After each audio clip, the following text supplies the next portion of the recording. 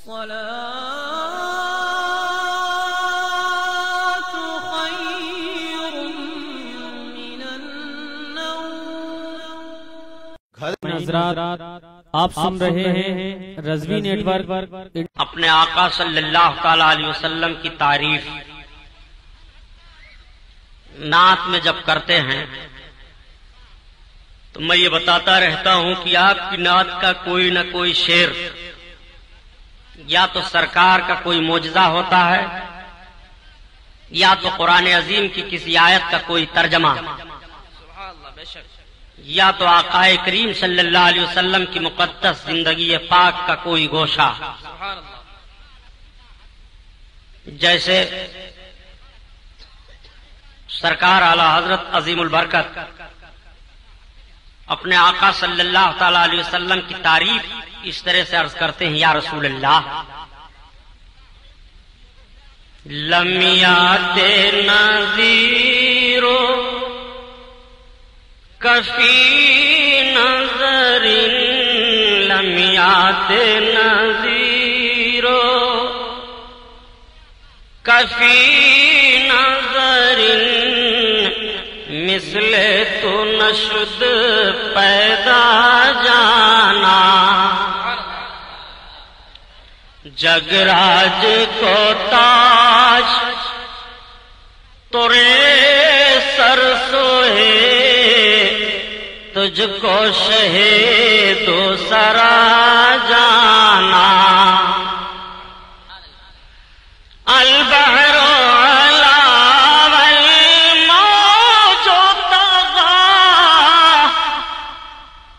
من پہ کسو طوفان ہو شربا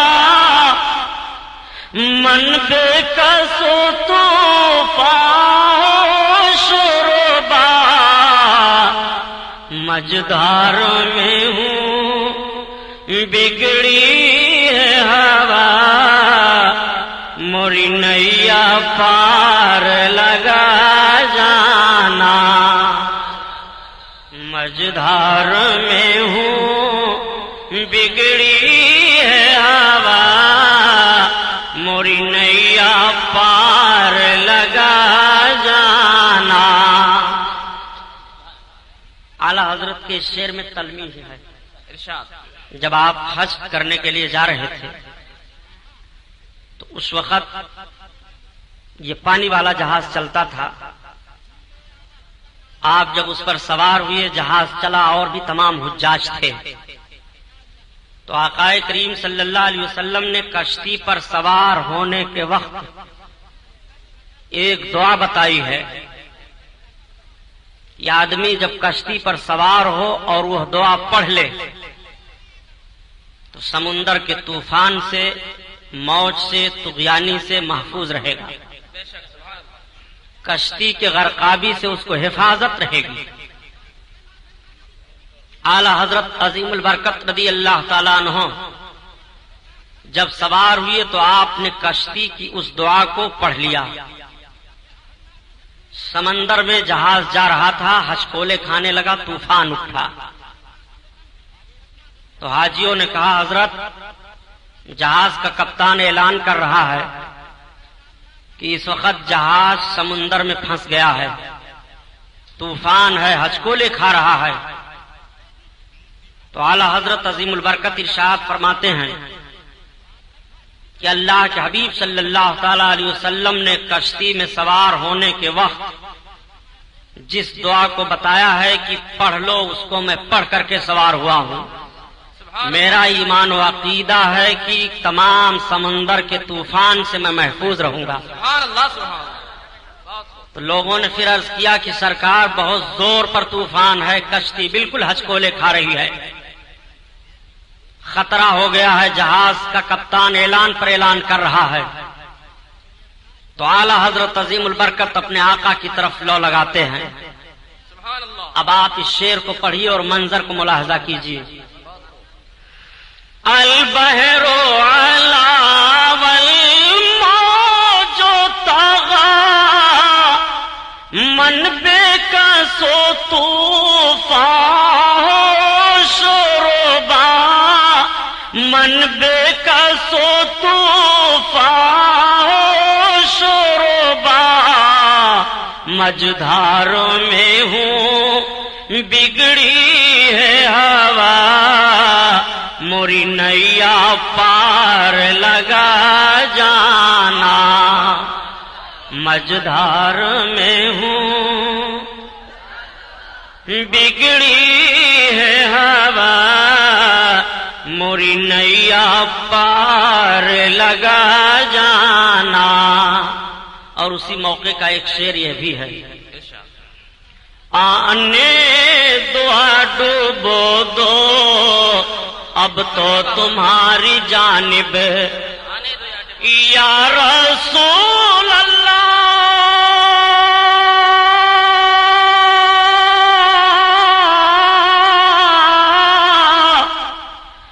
آنے دیا ڈوبو دو اب تو تمہاری جانب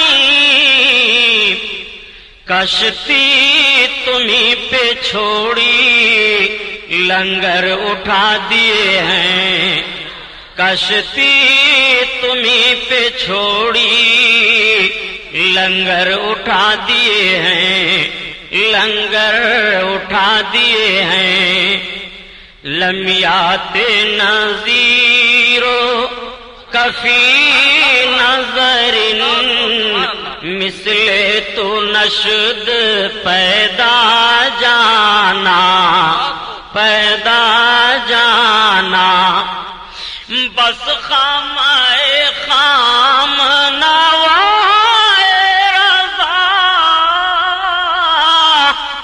نہ یہ طرز میری نہ یہ رنگ میرا نہ یہ طرز میری نہ یہ رنگ میرا ارشاد احبا ناطق تھا نہ چار اس راہ پڑا جانا ارشاد احبا ناطق تھا نہ چار اس راہ پڑا جانا.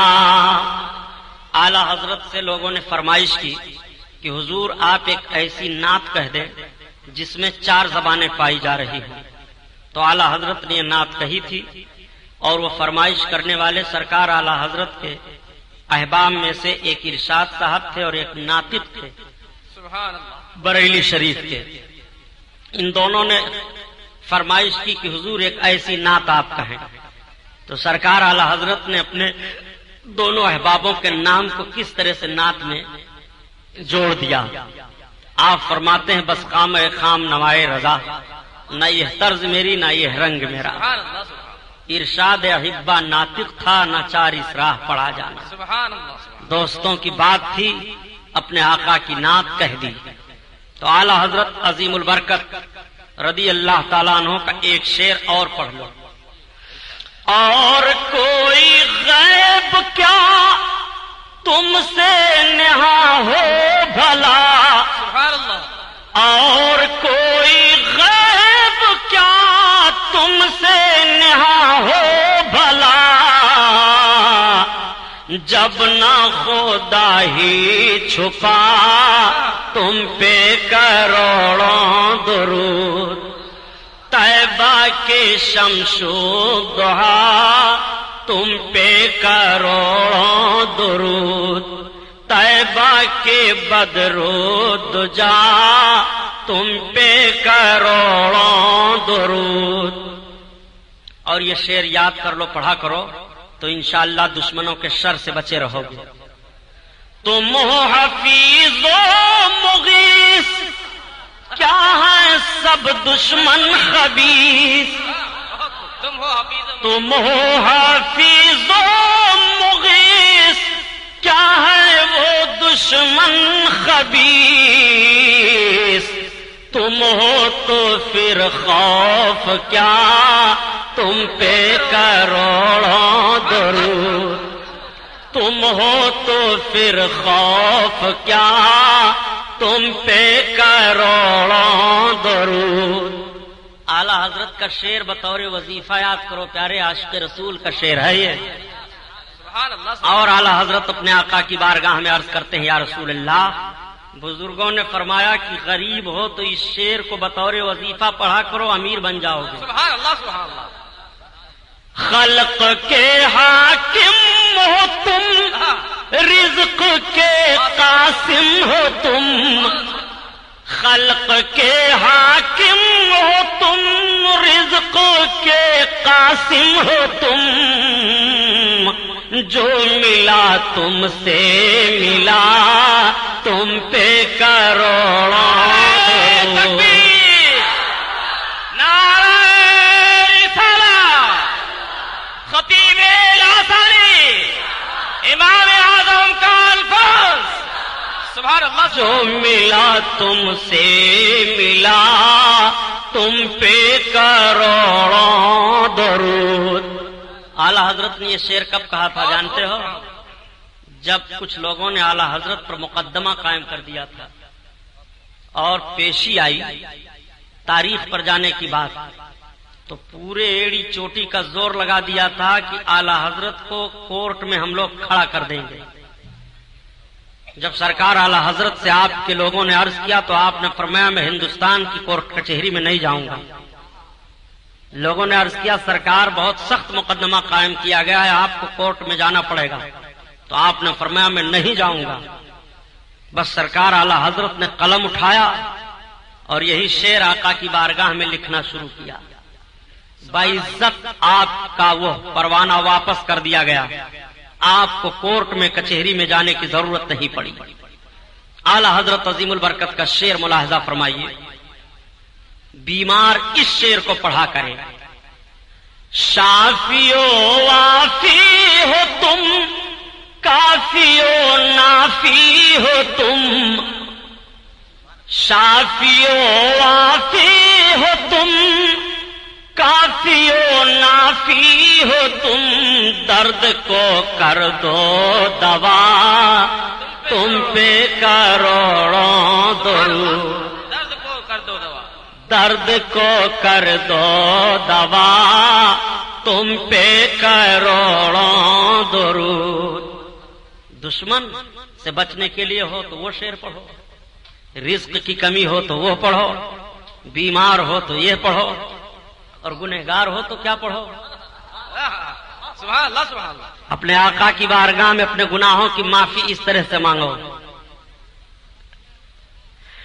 گرچہ ہیں بے حد قصور سبحان اللہ. تم ہو عفو غفور. گرچہ ہیں بے حد قصور تم ہو عفو غفور. یا حبیب اللہ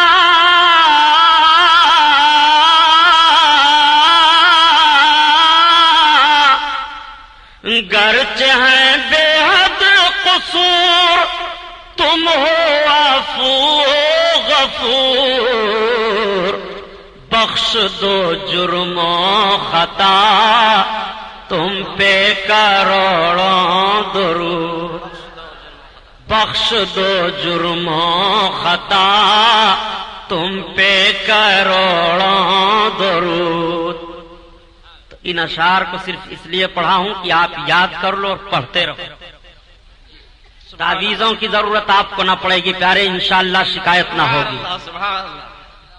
کہ شان سے حسان بولے، فدائے حامل قرآن بولے، غلام موتی ایمان بولے، وہ نقطہ رس دقیقہ دان بولے، ادب کا مطلع تابان بولے.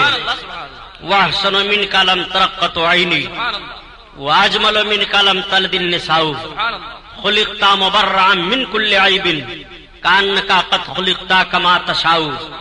ہزار بار بشویم دہن سے مشکو گلاب ہنوز نام تو گفتن کمال بے ادبی.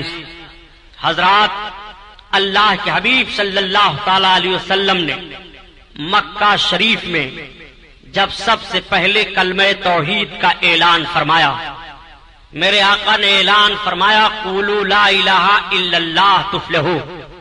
تم سب کے سب کلمہ پڑھ لو فلاح پا جاؤ گے. سبحان اللہ. انی رسول اللہ، میں اللہ کا رسول ہوں. میرے آقا نے جب کلمہ توحید کا اعلان فرمایا تو مکہ میں ایک انقلاب برپا ہوا. گھر گھر میں اختلاف شروع ہو گیا، محلے محلے میں اختلاف شروع ہوا، باپ بیٹے میں اختلاف ہونے لگا، بھائی بھائی میں اختلاف ہونے لگا. مکہ کے کچھ بڑے بڑے تاجر اس وقت مکہ سے نکل کر کے شام کے ملک میں تجارت کرنے کے لیے جا رہے تھے. جب اللہ کے حبیب نے اپنی رسالت اور نبوت کا اعلان فرمایا، انہی بڑے بڑے تاجروں میں رئیس مکہ حضرت ابو بکر ابن قحافہ رضی اللہ تعالی عنہ، یعنی حضرت ابو بکر صدیق رضی اللہ تعالی عنہ، یہ بھی سالار قافلہ بن کر کے تشریف لے جا رہے ہیں. سبحان اللہ. حضرت ابو بکر صدیق اس پورے تجارتی قافلہ کے سردار ہیں. پہلے دور میں جب لوگ سفر کیا کرتے تھے تو یکا دکا نہیں بلکہ قافلے کی شکل میں سفر کرتے تھے. یہ نئی سواریاں نہیں تھیں بلکہ اس وقت گھوڑے، اونٹ، خچروں پر، بیلوں پر اور دوسرے جانوروں پر اپنے تجارت کے سامانوں کو لاد کر لوگ چلا کرتے تھے. خود ان جانوروں پر سوار ہوا کرتے تھے. ایک تجارتی غول ہوتا تھا، سفر کرنے والوں کی ایک جماعت ہوتی تھی. اکثر و بیشتر وہ پہاڑ کے راستوں میں چلتے تو رات میں چلتے، دن میں آرام کرتے. حضرت ابو بکر صدیق رضی اللہ تعالیٰ عنہ پورے تجارتی قافلہ کے ساتھ سردار تجار بن کر کے تشریف لے جا رہے ہیں. جب شام کا ملک چند منزل رہ گیا تو رات آئی. آپ نے ارشاد فرمایا تمام تاجروں سے کہ پہاڑیوں کے بیچ سے گزرنا ہے، جھاڑیاں ہیں، جنگلات ہیں، رات میں چلنا مناسب نہیں ہے. آج رات یہیں بسر کرو. وہ دیکھو سامنے گرجا گھر ہے، تجارت کا مال گرجا گھر میں رکھو اور یہ پورا میدان ہے، یہاں بسیرا کرو. آپ نے اپنے غلام کو بھیجا، غلام جاؤ معلوم کرو گرجا گھر کے اندر جو راہب ہے اگر اجازت دے دے تو اس کی اجازت سے کچھ تجارت کے سامان جو نازک ہیں وہ رکھ دیے جائیں. آپ کا غلام گیا، راہب کا غلام دروازہ پر بیٹھا ہوا تھا. حضرت ابو بکر کے غلام نے کہا میں مکہ کے سردار رئیس مکہ ابو بکر ابن قحافہ کا غلام ہوں جو پورے تجارتی قافلہ کے سردار ہیں. تم کون ہو؟ اس نے کہا اس گرجا گھر کے اندر جو میرا آقا صرف خدا کی عبادت کرتا ہے میں اس کا غلام ہوں. کہا اپنے آقا سے پوچھ لو کیا مجھے یہاں ٹھہرنے کی اجازت دی جا سکتی ہے؟ ہم اپنے تجارت کے کچھ مال کو رکھنا چاہتے ہیں. اس نے کہا نہیں، یہاں کسی کو رہنے کی اور ٹھہرنے کی اجازت نہیں ہے. اب سے پہلے کچھ لوگ آئے تھے جنہوں نے کچھ ایسا گھنونا کردار یہاں کیا کہ ہمارا آقا خفا ہو گیا. اس غلام نے کہا پہلے تم جا کر بتا دو تو کہ ہم مکہ کے تاجر ہیں. اس کے دل میں کچھ بات آئی، اٹھا اور گرجا گھر کے اندر گیا اور اپنے آقا سے کہا کہ حضور مکہ سے کچھ تجارتی لوگ آئے ہیں اور وہ تجارت کا سامان لے کر کے آئے ہیں، یہاں رکھنا چاہتے ہیں. رات ہو گئی ہے، بسیرا کرنا چاہتے ہیں، رات گزار کر پھر وہ چلے جائیں گے. اجازت آپ دیتے ہیں؟ مکہ کا نام سننا تھا کہ راہب اٹھ کر کے کھڑا ہو گیا. اس نے ایک پرانی کتاب نکالی اور نکالنے کے بعد اس میں کچھ دیکھنے لگا اور دیکھنے کے بعد کہا غلام جاؤ اس غلام سے کہہ دو کہ تم اپنے آقا کو بلا کر لاؤ. چنانچہ آیا غلام اور اس نے عرض کیا حضور چلیے راہب آپ کو بلاتا ہے. حضرت ابو بکر صدیق پہنچے، راہب دیکھا اٹھ کر کے کھڑا ہو گیا. کھڑے ہونے کے بعد پیشانی کا بوسہ لیا، ہاتھ کو ہاتھ میں لے لیا. اس نے عرض کیا اے تجارتی قافلہ کے سردار آپ ہم کو اجازت دیجئے میں آپ کو امیر المومنین کہوں. اتنا سننا تھا. حضرت ابو بکر صدیق چونک پڑے. آپ فرماتے ہیں کہ تم یہ کیا کر رہے ہو؟ میرا تو نام یہ ہے، میں مکہ کا رہنے والا ہوں، میرے شہر کا جغرافیہ یہ ہے. اس نے کہا آپ خفا نہ ہو، آپ کا نام ابو بکر ابن قحافہ ہے، آپ صدیق کے نام سے پکارے جائیں گے، آپ کو امیر المومنین کہا جائے گا. حضرت ابو بکر فرماتے ہیں آخر وجہ کیا ہے، یہ کیا بتا رہے ہو؟ اس نے کہا ایک تجار سردار آپ کو معلوم نہیں ہے، آپ کو یہ پتا نہیں ہے کہ سب سے پہلے نبی آخر الزماں کا کلمہ آپ پڑھو گے. सुभान अल्लाह सुभान अल्लाह। سب سے پہلے امیر المومنین آپ کو کہا جائے گا اور آپ کو نبی آخر الزمان صدیق کا خطاب عطا فرمائیں گے सुभान अल्लाह सुभान अल्लाह। اور مکہ کی سرزمین پر وہ نبی آخر الزمان مبعوث ہو چکے ہیں، رسالت و نبوت کا ان کے اعلان ہو چکا ہے۔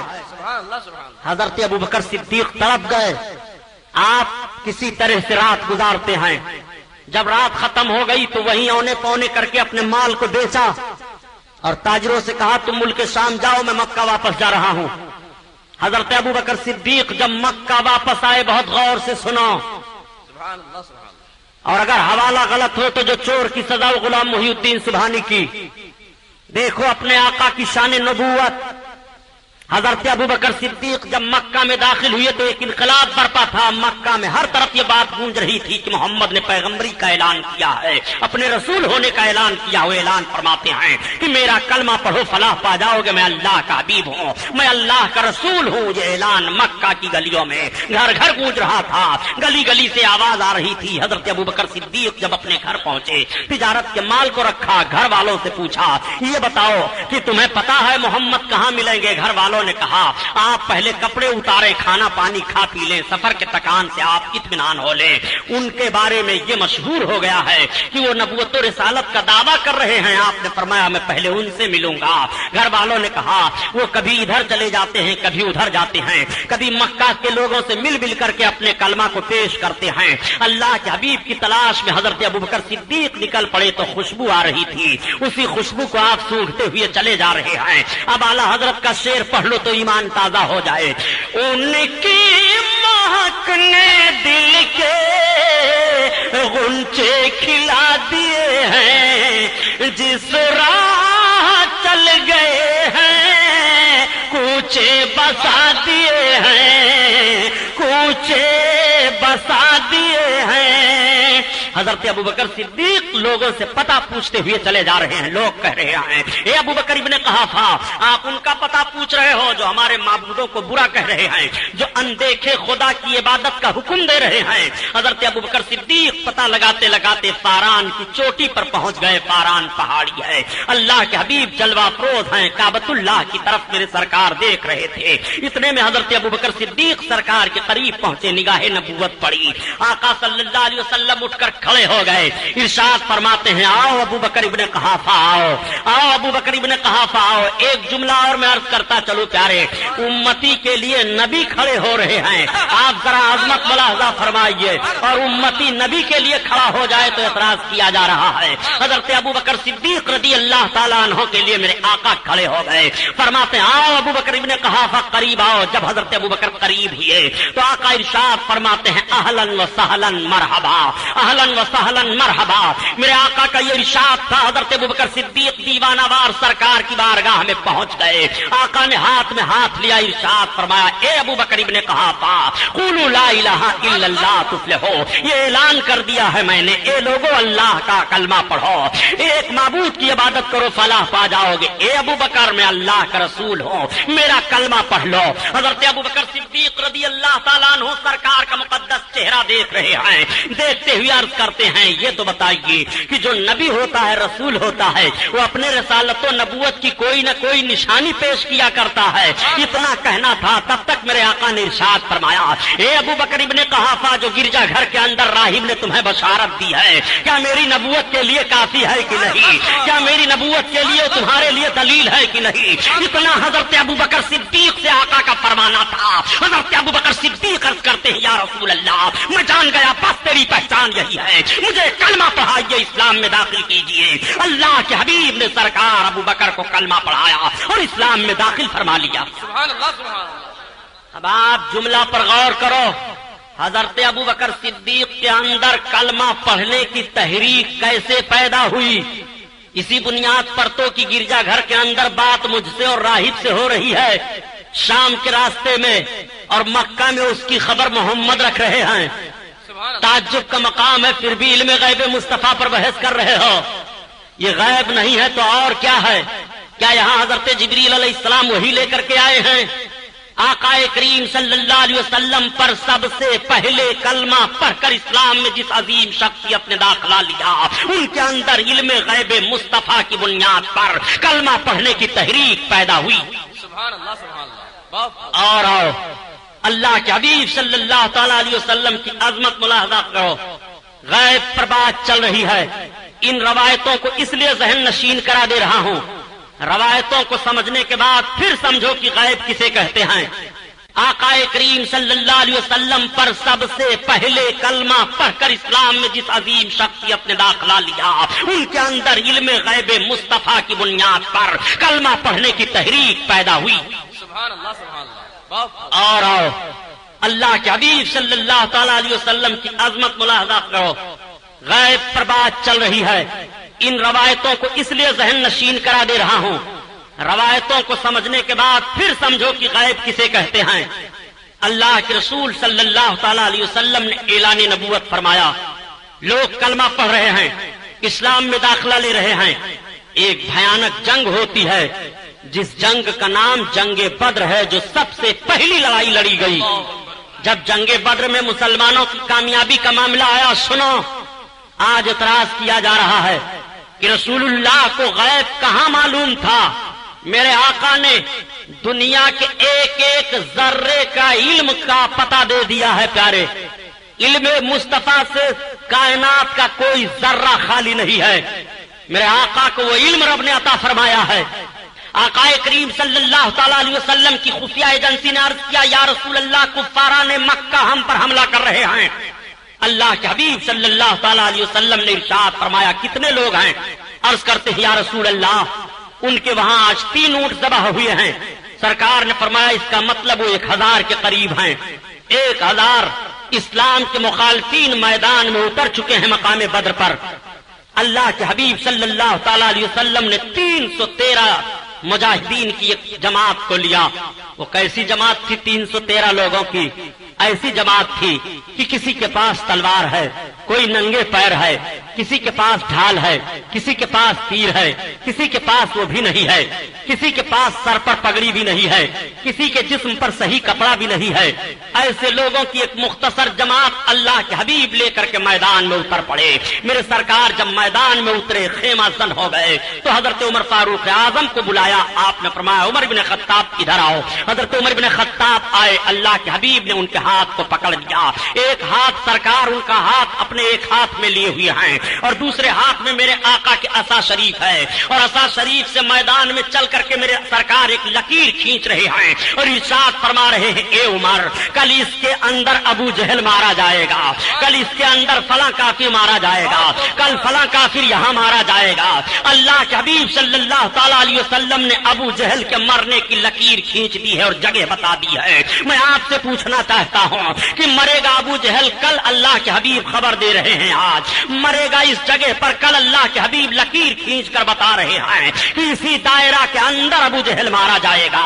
اللہ کے حبیب صلی اللہ علیہ وسلم جب یہ نشاندہی کر رہے تھے تو حضرت عمر فاروق اعظم نے یہ نہیں عرض کیا، یا رسول اللہ، آپ کل کی بشارت کیسے دے رہے ہیں؟ کل کی خبر آپ کیسے دے رہے ہیں؟ مرنے والا کل مرے گا، اس کی بشارت آج آپ دے رہے ہیں، اس کی خوشخبری مسلمانوں کو آج سنا رہے ہیں کہ کل دشمن یہاں مار دیا جائے گا۔ یا رسول اللہ، کل جو مرے گا اس کا علم تو صرف اللہ کو ہے، آپ کو کیسے ہے؟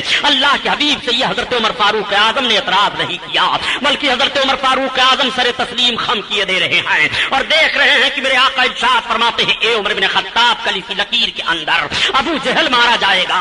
اللہ کے حبیب نے یہ بتا دیا، تمام صحابہ دیکھ رہے ہیں۔ جب دوسرے دن جنگ ہوتی ہے پیارے، تو ٹھیک میرے آقا صلی اللہ علیہ وسلم نے جو نشاندہی فرمائی تھی، ابو جہل اسی لکیر کے اندر دائرہ کے اندر مارا گیا۔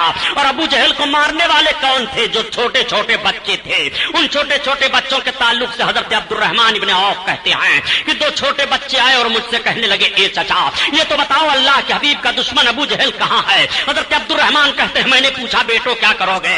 ان شہزادوں نے کہا کہ ہم اس کو قتل کریں گے، ہم اس کو ماریں گے۔ اللہ کے حبیب کو گالی دے رہا ہے۔ وہ دونوں چھوٹے بچے آگے بڑھے اور اس زور سے حملہ کیا کہ ابو جہل سنبھل نہ سکا, گھوڑے سے نیچے گر پڑا. حضرت عبداللہ ابن مسعود پہنچ کر کے اس کی گردن کاٹ دیتے ہیں. جب جنگ کامیابی میں بدل گئی, اللہ کے حبیب صلی اللہ علیہ وسلم نے مقتولین کو دیکھا اور دیکھنے کے بعد سرکار ارشاد فرماتے ہیں, دیکھو جو میں نے نشاندہی کی تھی, ابو جہل ٹھیک اسی دائرہ کے اندر مارا گیا ہے. میں آپ سے بتانا چاہتا ہوں, قتل ہو رہا ہے ابو جہل آج, اور اس کے قتل کی خبر اللہ کے حبیب پہلے دے رہے ہیں. یہ علم غیب مصطفیٰ نہیں ہے تو اور کیا ہے, یہ رسول اللہ کا علم نہیں ہے تو اور کیا ہے. آؤ, اللہ کے حبیب صلی اللہ علیہ وسلم نے کس کس چیز کی خبر نہیں دی ہے. نبی کونین صلی اللہ تعالیٰ علیہ وسلم جلوہ افروز ہیں. یہی مقام بدر ہے جب جنگ جیت لی گئی اور کچھ لوگ قیدی بنا لیے گئے, مدینہ شریف میں لائے گئے تو اللہ کے حبیب نے صحابہ کا اجتماع کیا اور آپ ارشاد فرماتے ہیں, اے میرے صحابہ مشورہ یہ دو کہ ان قیدیوں کے تعلق سے کیا کیا جائے.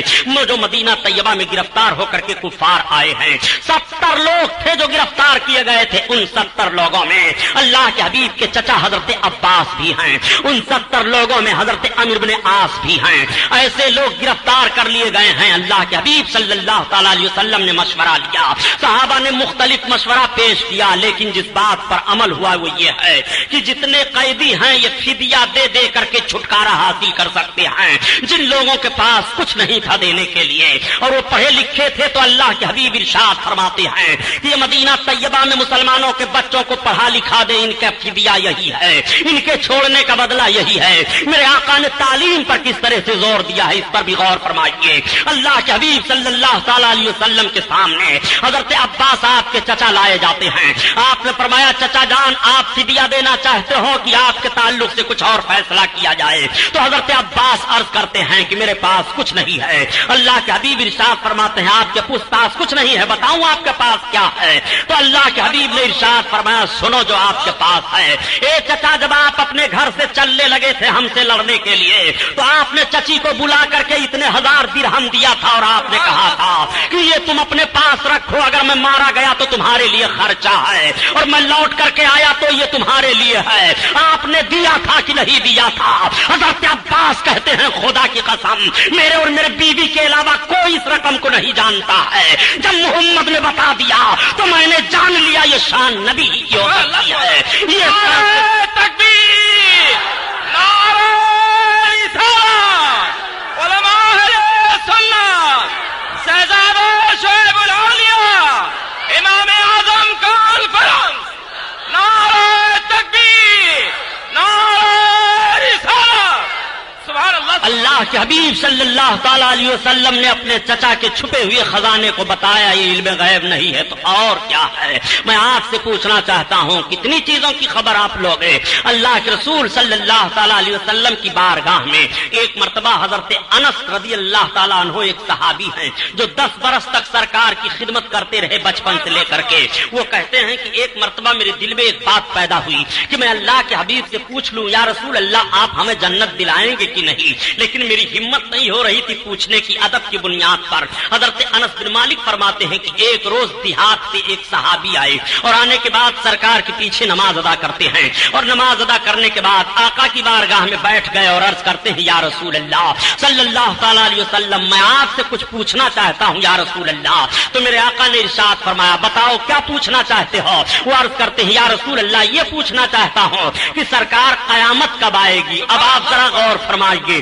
آج ایک جملہ یہ بھی کہا جاتا ہے کہ اگر نبی صلی اللہ تعالی علیہ وسلم کو غیب کا علم ہوتا تو یہ کیوں نہ بتا دیتے کہ قیامت کب آئے گی. نادان نبی نے بتایا تو ہے کہ قیامت جمعہ کے دن آئے گی, قیامت محرم کے مہینہ میں آئے گی, قیامت جب آئے گی تو عورتوں کی کثرت ہوگی, قیامت جب قریب ہوگی تو شراب عام طور سے لوگ پیئیں گے, قیامت جب قریب ہوگی تو زنا عام طور سے کریں گے, قیامت جب قریب ہوگی تو فساق و فجار کی حکومت ہو جائے گی, قیامت جب قریب ہوگی تو مسجدوں میں زور زور سے چلائیں گے, قیامت جب قریب ہوگی تو شریفوں کو رذیل سمجھا جائے گا, قیامت جب قریب ہوگی تو دولت کی کثرت ہو جائے گی, قیامت جب قریب ہوگی تو بازاروں کی کثرت ہو جائے گی, قیامت جب قریب ہوگی تو دوستوں کی قدر کریں گے, ماں باپ کی نافرمانی کریں گے, قیامت جب قریب ہوگی تو عورتیں حکومت کریں گی, قیامت جب قریب ہوگی تو ننگے پیر ننگے بدن والے محلوں میں فخر کریں گے, چرواہے حکومت کریں گے.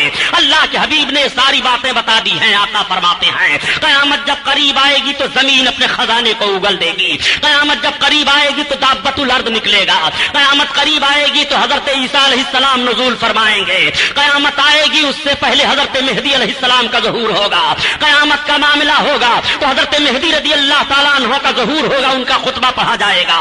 قیامت جب قریب آئے گی تو اس طرح کی نشانیاں ظاہر ہوں گی، علم اٹھ جائے گا، قیامت قریب آئے گی، قیامت کی بڑی بڑی نشانیوں کو اللہ کے حبیب صلی اللہ علیہ وسلم نے بتا دیا۔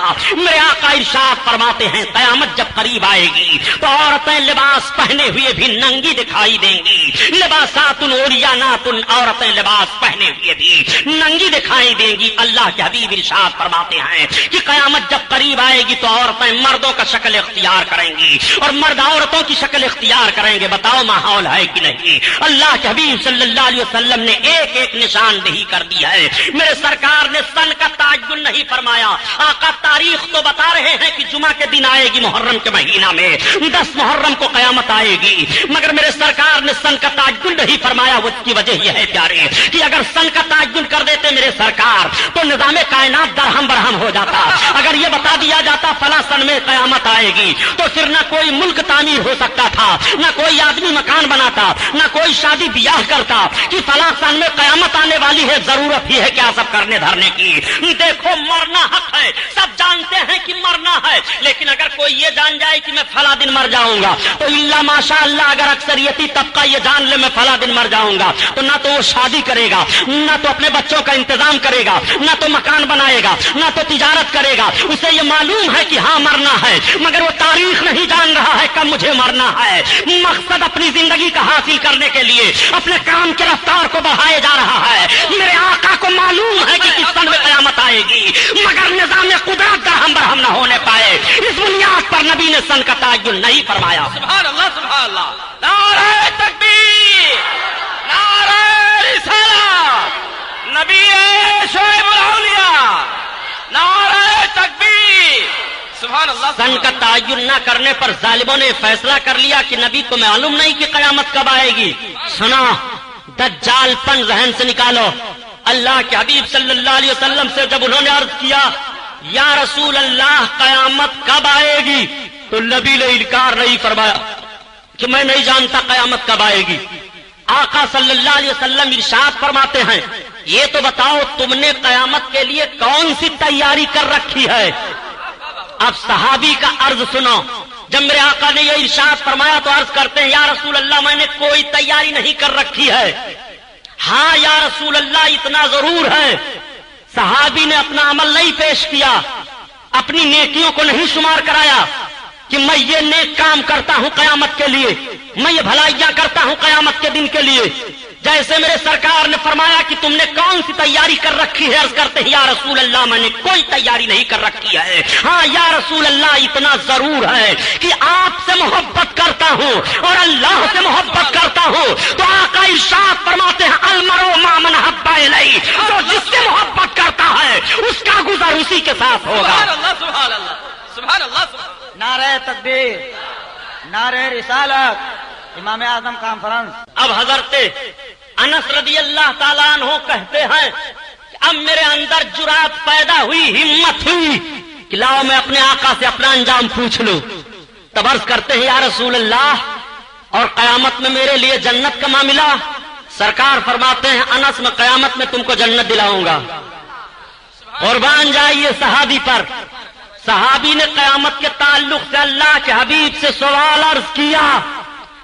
آقا کریم صلی اللہ تعالی علیہ وسلم کی بارگاہ میں، میرے سرکار کی بارگاہ میں ایک صحابی حاضر آئے۔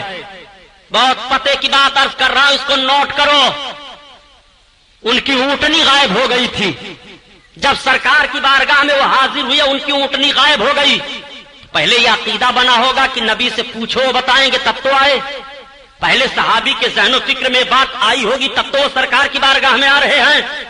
ذرا ذہن پر زور دے کر کے سمجھیے کہ صحابی تلاش نہیں رہے ہیں، بلکہ جب اونٹنی غائب ہو گئی تو اس کو آقا کی بارگاہ میں آ رہے ہیں تلاشنے کے لیے، اور سرکار کی بارگاہ میں حاضر ہو کر عرض کرتے ہیں یا رسول اللہ ایک فریاد لے کر کے سرکار میں آیا ہوں۔ آقا فرماتے فریاد؟ ہاں یا رسول اللہ کون سی بات ہے؟ عرض کرتے ہیں یا رسول اللہ میری اونٹنی غائب ہو گئی ہے۔ آپ واقعہ سنانا مقصد نہیں ہے، جو بات ذہن و فکر میں اتارنا چاہتا ہوں اس کو ذہن میں بٹھاؤ۔ علم غیب کے تعلق سے آج تمہارے اعتراض کا جنازہ نکال دوں گا۔ صحابی رسول سرکار کی بارگاہ میں حاضر ہو کر پوچھ رہے ہیں، یا رسول اللہ میری اونٹنی غائب ہو گئی ہے۔ پتا چلا کہ صحابی کے ذہن و فکر میں پہلے یہ بات بس گئی ہے کہ نبی سے چل کر کے پوچھو، نبی بتائیں گے۔ اگر یہ بات ہوتی کہ نبی نہیں جانتے ہیں چھپی ہوئی چیزوں کو اور پوشیدہ چیزیں نبی کے علم میں نہیں ہے تو صحابی نبی کی بارگاہ میں نہیں آتے۔ نبی کی بارگاہ میں اس لیے آ رہے ہیں کہ پہلے ان کا عقیدہ ہو چکا ہے کہ نبی چھپی ہوئی چیز کو بتا دیں گے۔ سبحان اللہ، سبحان اللہ۔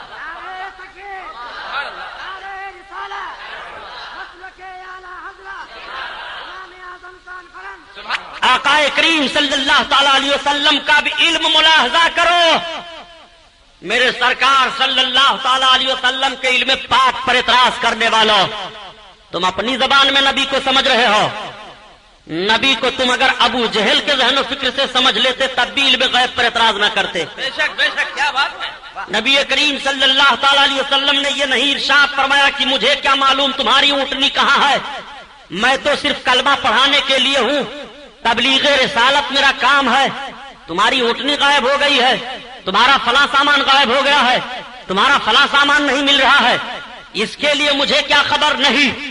جیسے انہوں نے عرض کیا، یا رسول اللہ میری اونٹنی کہاں ہے، غائب ہو گئی ہے، تو آقا فرماتے ہیں چلے جاؤ، فلاں پہاڑی کے پیچھے جھاڑیاں ہیں، چند درخت ہیں، ان درختوں کی ایک شاخ سے تمہارے اونٹنی کی نکیل الجھ گئی ہے، وہیں پر تمہاری اونٹنی ہے۔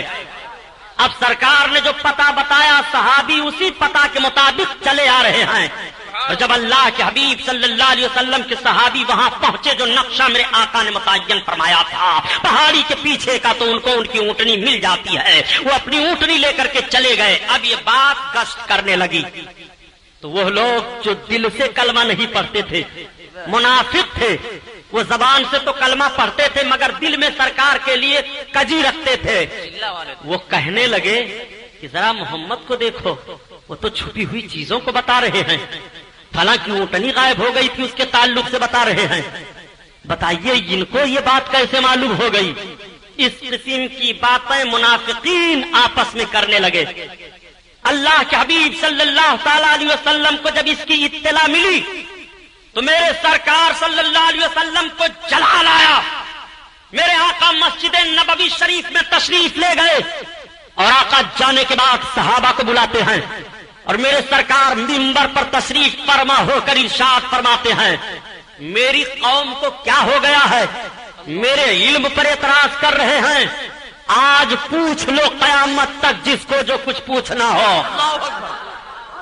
میرے سرکار نے منبر پر چڑھ کر کے اعلان فرمایا تھا، پوچھو آج جس کو جو کچھ پوچھنا ہے۔ میں کہتا ہوں نجد کی بدماش اولادوں سے کہ اللہ کے حبیب کا اس فرمان کو تم پڑھ کر کیوں نہیں سنا رہے ہو؟ اللہ کے حبیب ارشاد فرما رہے ہیں منبر پر، آج پوچھ لو جس کو جو کچھ پوچھنا ہو قیامت تک کے لیے۔ میرے سرکار نے جیسے یہ ارشاد فرمایا تب تک ایک صحابی ہیں حضرت عبداللہ ابن حذافہ، سبحان اللہ، سبحان اللہ، وہ کھڑے ہو گئے۔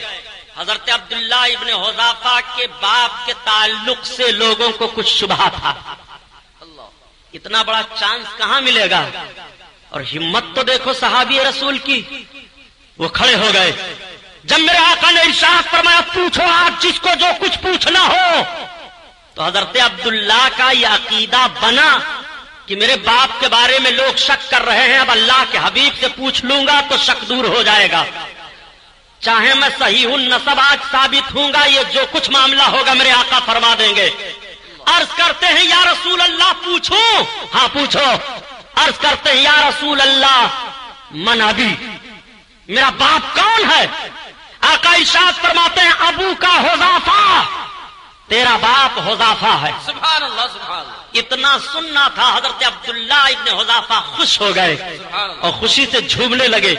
ایک بات اور عرض کروں پیارے، اگر آج آپ کسی کے ولدیت کا انکار کر دیں باپ کا، مثلا آپ کہہ دیں کہ عبد الرحمن عبداللہ کا بیٹا نہیں ہے اور عبد الرحمن عبداللہ ہی کا بیٹا ہے، آپ نے انکار کیا تو حضرت علوی صاحب قبلہ سے آپ پوچھو گے شہزادے شعیب الاولیاء سے، مولانا فاروق صاحب سے، تو فرمائیں گے تم نے حرام کیا، کسی کے باپ کا انکار کرنا تم فلاں کے بیٹے نہیں ہو یہ حرام ہے، کفر نہیں قرار دیں گے۔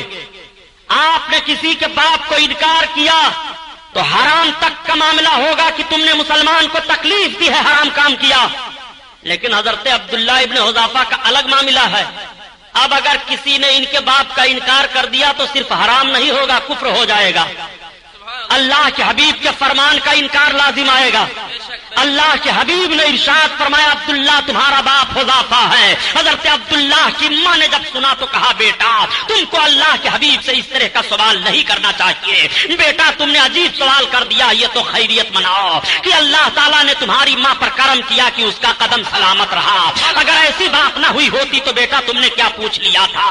ایسی بات تمہیں اللہ کے حبیب سے نہیں پوچھنی چاہیے۔ حضرت عمر فاروق اعظم بارگاہ میں جلوہ افروز ہیں، میرے آقا نے فرمایا پوچھو جس کو جو کچھ پوچھنا ہو قیامت تک۔ تب تک ایک اور کھڑا ہوا، اس نے عرض کیا یا رسول اللہ بتائیے میں جنت میں جاؤں گا کہ جہنم میں؟ سرکار نے فرمایا تو جہنم میں جائے گا۔ جیسے سرکار نے یہ بتایا اب آپ ذرا غور فرمائیے کہ میرے آقا نے جنتی اور جہنمی کی پہچان بتا دی کہ نہیں؟ سرکار نے بتایا تو جہنم میں جائے گا، جہنم میں۔ آقا کی بارگاہ میں حاضر ہے، کلمہ پڑھ رہا ہے مگر اندر سے کھوٹ ہے، کجی ہے۔ سرکار نے اس کے نفاق کو ظاہر فرما دیا، تو جہنم میں جائے گا۔ حضرت عمر فاروق اعظم نے دیکھا کہ اگر ایسے ہی لوگ کے بعد دیگرے پوچھتے رہے تو نہ جانے کتنے راز ظاہر ہو جائیں گے۔ آپ کھڑے ہو گئے اور سرکار کے مقدس کندھوں پر دوش مبارک پر اپنے ہاتھ کو رکھ کر کے عرض کرتے ہیں یا رسول اللہ آپ بیٹھ جائیں میرے سرکار۔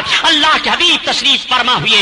حضرت عمر فاروق اعظم عرض کرتے ہیں یا رسول اللہ ہمارا ایمان ہے کہ آپ نبی برحق ہو، ہمارا ایمان ہے کہ خدا ایک ہے، یا رسول اللہ ہمارا ایمان ہے کہ اللہ عبادت کے لائق ہے، اسلام میرا مذہب ہے۔ اے اللہ کے حبیب اگر ہم میں سے کسی نے آپ کو کچھ کہہ دیا ہے تو اس کی معافی ہم مانگ رہے ہیں، اللہ کے حبیب معاف فرما دیجئے۔ آقا ارشاد فرماتے ہیں جاؤ میں نے معاف کر دیا۔ سبحان اللہ سبحان اللہ۔ اس کو کیوں نہیں بیان کرتے؟ یہ علم غیب نہیں ہے تو کیا ہے؟ یہ نبی کے علم غیب ہی پر تو اعتراض ہوا تھا جب سرکار نے منبر پر کھڑے ہو کر کہا تھا پوچھو جس کو جو کچھ پوچھنا ہے، معلوم کرو قیامت تک میں بتاؤں گا۔ میرے سرکار نے چیلنج کیا تھا، آج بحث کر رہے ہو کہ نبی کو غیب کا علم نہیں ہے۔ اگر نبی کو غیب کا علم مان لو گے اور خدا بھی غیب جانتا ہے تو پھر دونوں میں فرق کیا رہے گا؟ نادان میں کہتا ہوں تیرے عقل کے مطابق کہ نبی کے لیے تو چیزیں پوشیدہ ہیں، خدا کے لیے کون سی چیز پوشیدہ ہے؟ جو تو خدا کے لیے کہے گا کہ خدا غیب جانتا ہے، خدا کے لیے تو ساری چیزیں ظاہر ہے، جو چیزیں وجود میں ہیں وہ بھی ظاہر ہے اور جو چیزیں عدم میں ہیں وہ بھی ظاہر ہے۔ خدا کے علم پر تو کوئی ذرہ پوشیدہ ہے ہی نہیں۔ نعرہ تکبیر، نعرہ رسالت۔ ہماری ماں نے دودھ پلایا ہے تو 5 منٹ بھیڑ میں غیب پر گفتگو اپنے مولویوں سے کروا لو۔ مسلمانوں کو گمراہ نہ کرو۔ یہ دجال حرام خور جماعت نبی کے علم غیب پر اعتراض کر رہے ہیں کہ نبی کو غیب مان لو گے تو اللہ کے لیے بھی غیب ہے، یہ شرک ہو جائے گا۔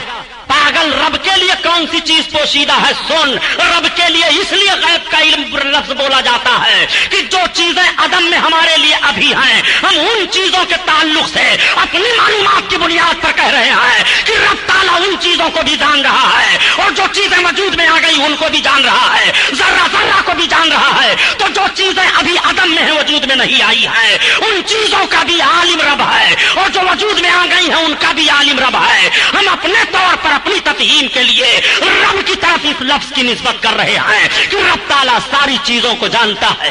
سبحان اللہ سبحان اللہ۔ سنو، غیب غیب چلاتے ہو، نبی کو غیب ہے کہ نہیں ہے؟ غیب ہے کہ نہیں ہے؟ آؤ سنو، اٹھاؤ قرآن پاک کا 10واں پارہ سورہ توبہ اس کا 13واں رکوع۔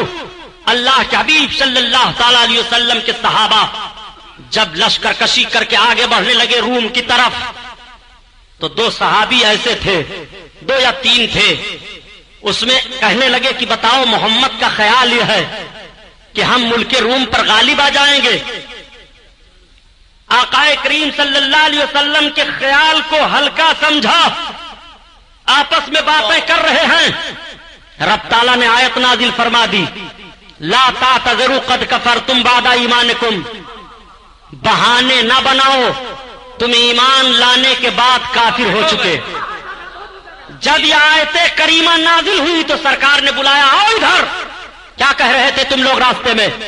تو عرض کرتے ہیں یا رسول اللہ ہم کچھ نہیں کہہ رہے تھے سرکار، ہم صرف راستہ کاٹنے کے لیے۔ یا رسول اللہ ہم نے صرف اتنا ہی کہا تھا کہ رسول اللہ صلی اللہ علیہ وسلم کا خیال ہے کہ ہم ملک روم پر غالب آ جائیں گے۔ آقا کریم صلی اللہ علیہ وسلم ارشاد فرماتے ہیں اب تم بہانے نہ بناؤ، یہ دیکھو آیت نازل ہو چکی ہے، لا تعتذروا قد کفرتم بعد ایمانکم، ایمان لانے کے بعد تم کافر ہو چکے۔ علم غیب مصطفیٰ کو ہلکا سمجھا تھا تو رب تعالیٰ قرآن میں آیت نازل فرما رہا ہے کہ تم میرے محبوب کے علم پاک کا انکار کرو گے۔ اگر تم ایمان والے تھے مگر اب بے ایمان ہو چکے ہو، اب کافر ہو چکے ہو، بہانہ نہ بناؤ۔ یہیں سے پتا چلا کہ اگر ایمان والا ہے کوئی اور نبی کی شان میں ذرہ برابر توہین کرے گا تو بے ایمان ہو جائے گا، سرکار کی شان میں ذرہ برابر بھی ایک کلمہ کہے گا توہین کا تو اس کا ایمان چلا جائے گا۔ اور عرض کروں ایک بات، حضرت عیسیٰ علیہ الصلوۃ والتسلیم کو پیغمبر سب مانتے ہیں نا؟ حضرت عیسیٰ پیغمبر علیہ الصلوۃ والتسلیم کا حال یہ تھا کہ اگر کوئی کچھ کھا کر کے آتا تو آپ بتا دیتے، اور گھر میں چھپا کر کے آتا تو آپ بتا دیتے۔ یہ قرآن میں رب ارشاد فرماتا ہے کہ عیسیٰ تم کو خبر دے رہے ہیں جو تم کھا کر کے آ رہے ہو ان چیزوں کی بھی، اور جو تم اپنے گھروں میں چھپا کر آ رہے ہو ان چیزوں کی بھی۔ تو حضرت عیسیٰ علیہ السلام کے لیے غیب مانو اور نبی کے لیے غیب تسلیم کرو تو مشرک ہو جاؤ گے۔ حضرت عیسیٰ علیہ السلام کو اگر یہ انکار کر دو کہ وہ چھپی ہوئی چیزوں کو نہیں بتا پاتے تھے تو تمہارا اسلام میں داخلہ ہی نہیں رہے گا۔ نادان حضرت عیسیٰ علیہ السلام کے لیے اگر تو یہ مان لے تو تیرا داخلہ اسلام میں نہیں رہے گا، اور تو پیغمبر کا کلمہ پڑھتے ہوئے پیغمبر کے لیے جب یہ ذہن رکھے گا کہ نبی کو غیب کا علم نہیں تھا تب تو اسلام میں کیسے رہ جائے گا؟ اور سنو، نبی کونین صلی اللہ تعالی علیہ وسلم کے علم پاک کی بات چلی ہے، میرے سرکار کو علم غیب کیسے کیسے حاصل ہے؟ یہ کہتے ہیں اگر نبی کو غیب کا علم تھا تو حضرت عائشہ کا جب ہار غائب ہوا تب کیوں نہیں بتایا؟ حضرت عائشہ کا ہار غائب ہوا نبی نے نہیں بتایا، اس کا مطلب نبی کو علم غیب نہیں ہے۔ نبی پاک کے مقدس نالین میں نجاست لگ گئی تھی، اگر نبی کو معلوم ہوتا غیب تو کیوں نجاست لگ جاتی؟ نبی کے چارپائی کے نیچے کتے کا پلہ تھا، اگر وہ کتا کا پلہ جان جاتے تو کیوں بتاتے نا؟ نبی کو علم غیب تھا تو کھانے میں زہر ملایا گیا، کیوں نہیں بتایا؟ نبی کو علم غیب تھا تو صحابہ پر دیواریں گرائی جانے کا مقصد تمام کیا تھا یہودیوں نے اور گرایا تھا، کیوں نہیں بتایا؟ کیوں صحابیوں کو بھیج دیا؟ ان ساری باتوں کو یہ لاتے ہیں کہ نبی کو علم غیب نہیں تھا۔ کتنی چھوٹی باتیں کر رہے ہو۔ اگر میرے سرکار نے کسی چیز کو بتایا نہیں تو اس کی دلیل یہ ہے کہ نہیں جانتے تھے۔ حضرت عائشہ کا ہار غائب ہوا تو کیا کسی صحابی نے یہ پوچھا تھا کہ یا رسول اللہ آپ بتاؤ عائشہ کا ہار کہاں ہے؟ نہیں۔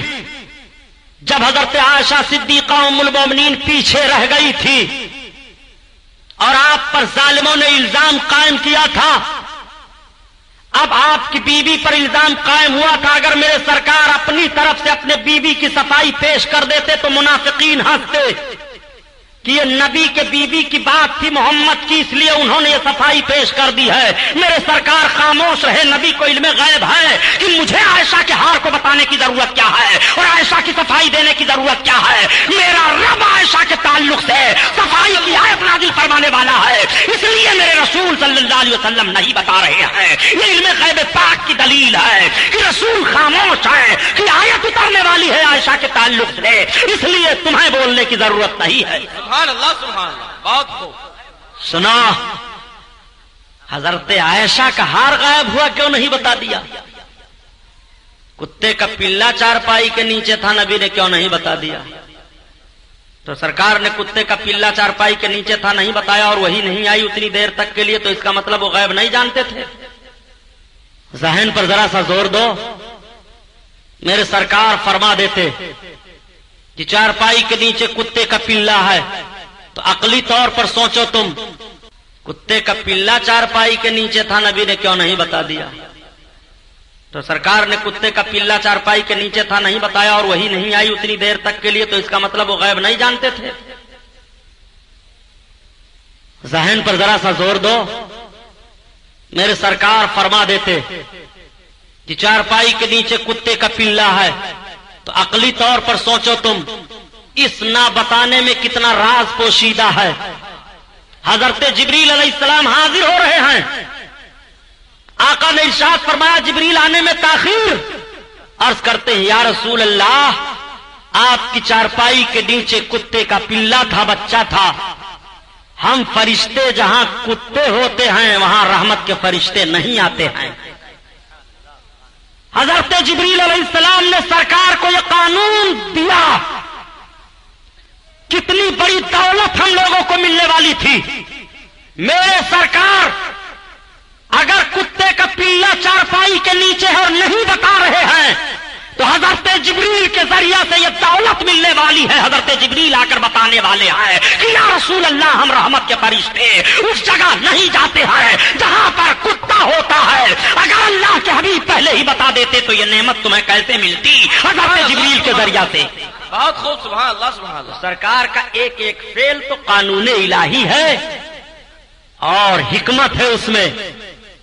اللہ کے حبیب کو اگر غیب کا علم معلوم تھا تو آپ کے دروازے پر جب حضرت جابر گئے اور دروازہ کھٹکھٹایا تو سرکار نے فرمایا کون؟ تو حضرت جابر نے کہا میں. تو سرکار کو غیب کا علم معلوم ہوتا تو کیوں کہتے کہ میں کیا نام بتاؤ جی؟ یہ اعتراض ہے ان کا. اس لیے ثابت ہوا کہ نبی کو غیب کا علم نہیں ہے. اگر غیب کا علم ہوتا تو حضرت جابر کا نام سرکار کیوں پوچھتے؟ نوٹ کرو اس کو اور یاد کر لو. یاد نہیں کرتے ہو آپ لوگ، خالی بس ہے سرکار کو علم غیب تھا. وہ بول رہا ہے، آپ سن رہے ہو. جبڑا پھاڑ دو ایسے لوگوں کا، یا تو ان کی باتیں سنو ہی نہیں. وہ توہین سرکار کی کرتا جا رہا ہے، تم سن رہے ہو. توڑ دینا. آقا کریم صلی اللہ تعالی علیہ وسلم کا ایک ایک قانون تعلیم امت کے لیے ہے.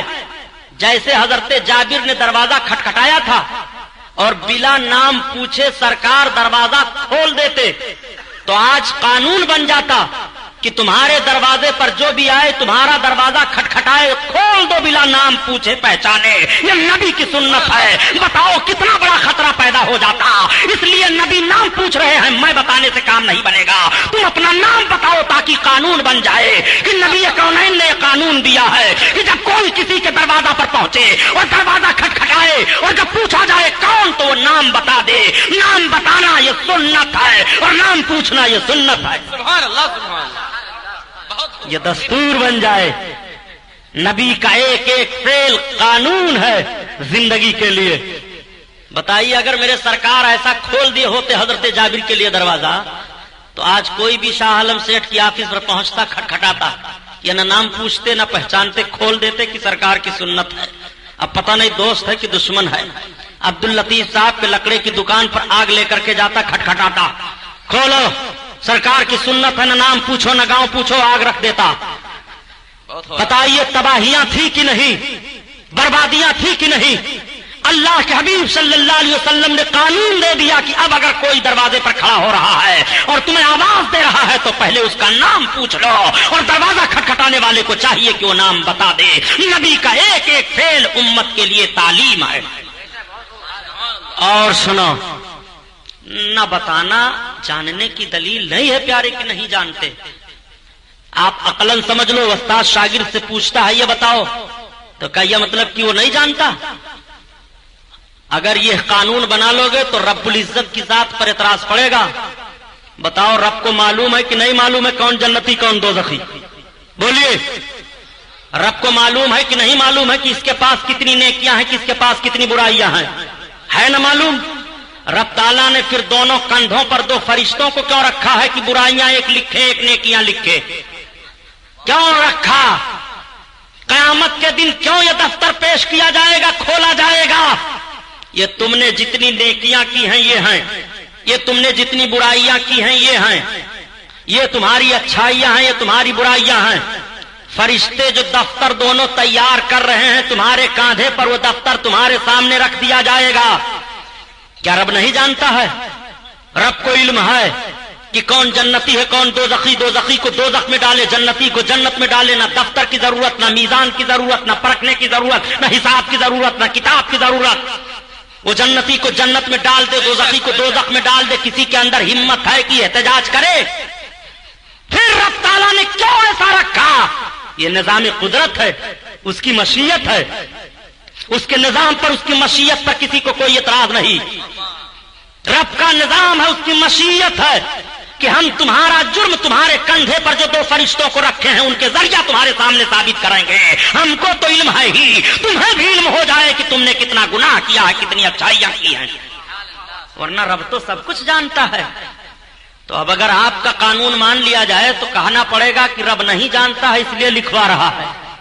بھئی آپ کو حساب و کتاب اسی لیے رکھتے ہیں کہ آپ بھول سکتے ہیں نا، معاذ اللہ۔ آپ سے بھول ہو سکتی ہے تو معاذ اللہ کیا رب سے بھی بھول ہو سکتی ہے؟ کیا رب بھی نہیں جانتا ہے؟ تو آپ اپنی جانکاری کے لیے بھولنے کی بنیاد پر آپ سے بھولنا ممکن ہے، تو آپ محاسب کو رکھتے ہو، حساب و کتاب رکھتے ہو۔ معاذ اللہ یہ ذہن و فکر آپ کو خدا کے تعلق سے نہیں رکھنا پڑے گا۔ اگر آپ کا بنایا ہوا قانون استعمال کیا جائے تو رب پر اعتراض ہوگا۔ اور سنو، اللہ تعالیٰ نے حضرت موسیٰ علیہ السلام سے ارشاد فرمایا، وَمَا تِلْكَ بِيَمِينِكَ يَا موسیٰ، سبحان اللہ۔ اے موسیٰ تمہارے داہنے ہاتھ میں کیا ہے؟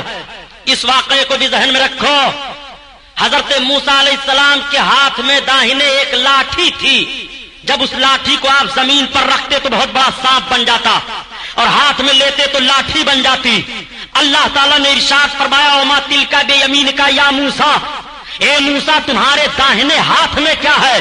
تو حضرت موسیٰ علیہ السلام عرض کرتے ہیں، میرے پروردگار میرے داہنے ہاتھ میں میری لاٹھی ہے، میں اس سے اپنے بکریوں پر پتے جھاڑتا ہوں، میں اس پر ٹیک لگاتا ہوں، میں اس سے اپنے دوسرے کام لیتا ہوں۔ میں آپ سے پوچھنا چاہتا ہوں، کیا رب تعالیٰ نہیں جانتا ہے تب پوچھ رہا ہے؟ نہیں نہیں، آپ کو کہنا پڑے گا کہ رب جانتا ہے۔ جب رب جانتا ہے تب پھر کیوں پوچھتا ہے؟ آپ کو کہنا پڑے گا کہ رب کا پوچھنا یہ رب کے نہ جاننے کی دلیل نہیں ہے۔ بس یہیں سے میں بھی تجھے سمجھائے دے رہا ہوں کہ اگر محبوب نے کسی چیز کے تعلق سے سوال فرما دیا یا میرے آقا نے نہیں بتایا تو نہ بتانا اور پوچھ لینا یہ نہ جاننے کی دلیل نہیں ہو سکتی ہے۔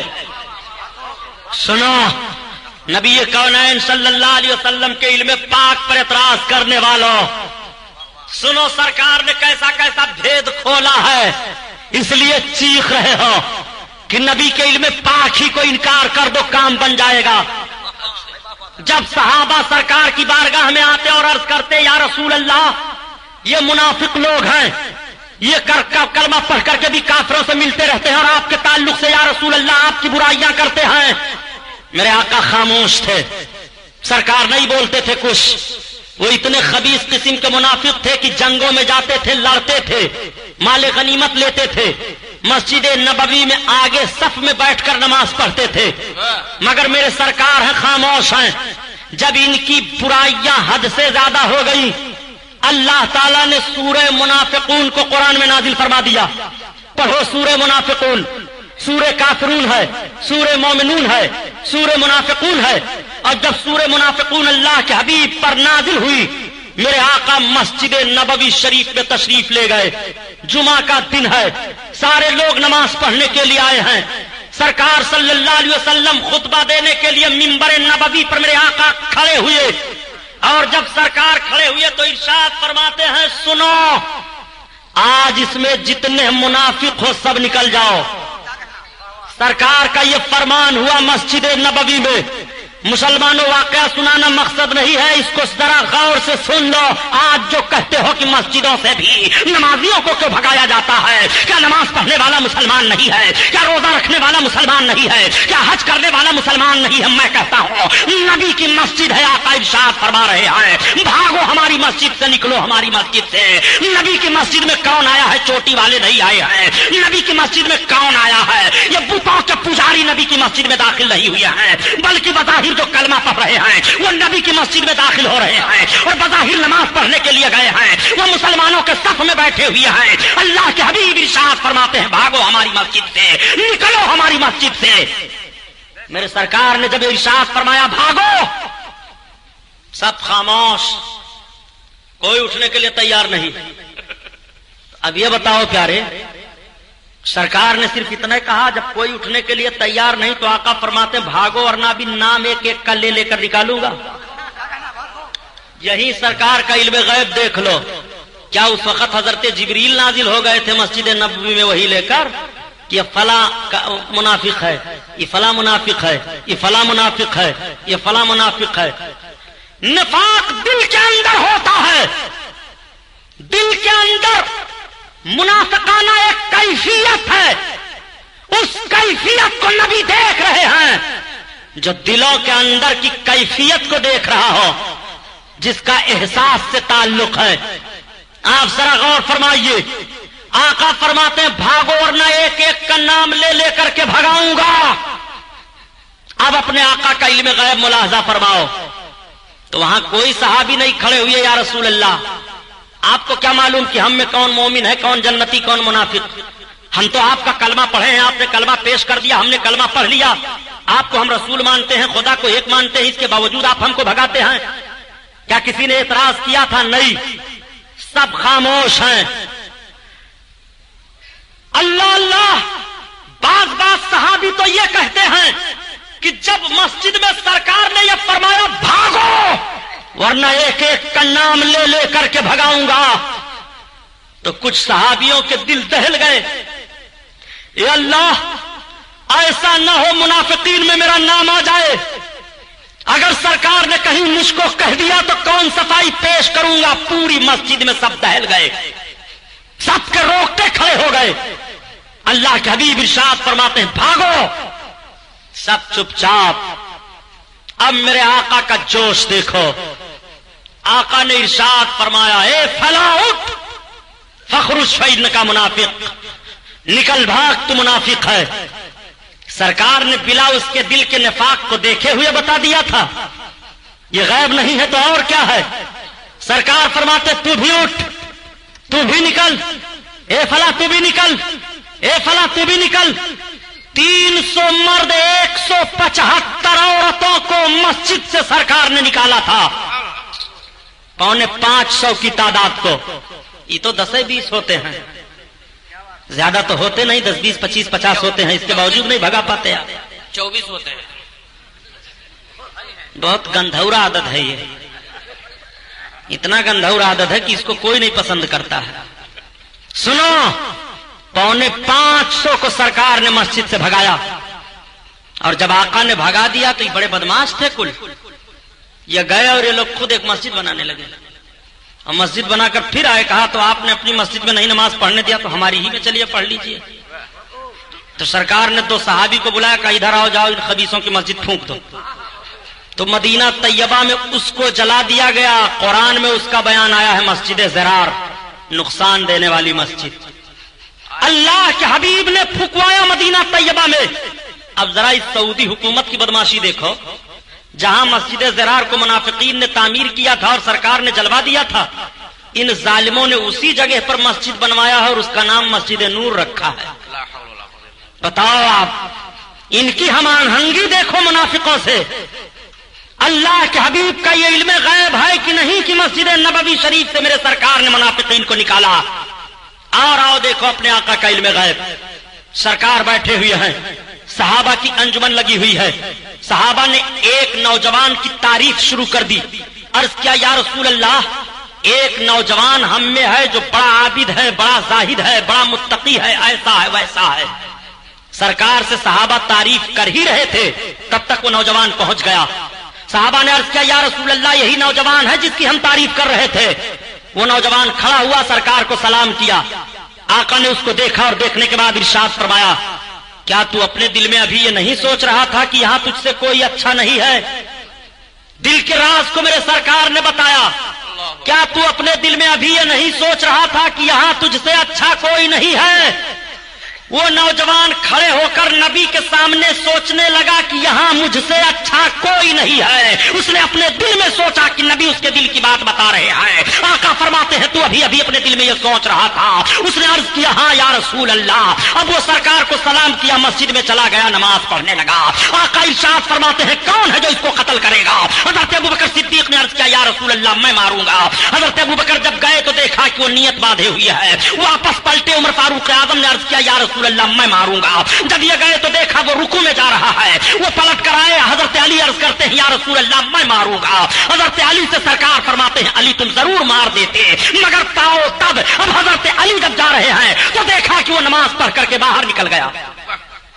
जब बाहर निकल गया तो हजरत अबू बकर, हजरत उमर, हजरत अली सरकार की बारगाह में अर्ज गुजार हुए या रसूल अल्लाह ये मामला क्या? ऐसा नमाजी रुकू सजदा वाला इसको कत्ल का हुक्म। आका फरमाते हैं वो मुनाफिक है, मुनाफिक। सुनो उसके मुत्तबईन ऐसे होंगे कि कुरान ज्यादा पढ़ेंगे मगर हलक से नीचे नहीं उतरेगा। और उनका हाल ऐसा होगा कि उनकी इबादत के आगे तुम अपनी इबादत को हेच समझोगे। इसलिए वो ऐसा है। आका फरमाते हैं अगर वो कत्ल कर दिया जाता तो मेरी उम्मत का सारा फितना खत्म हो जाता।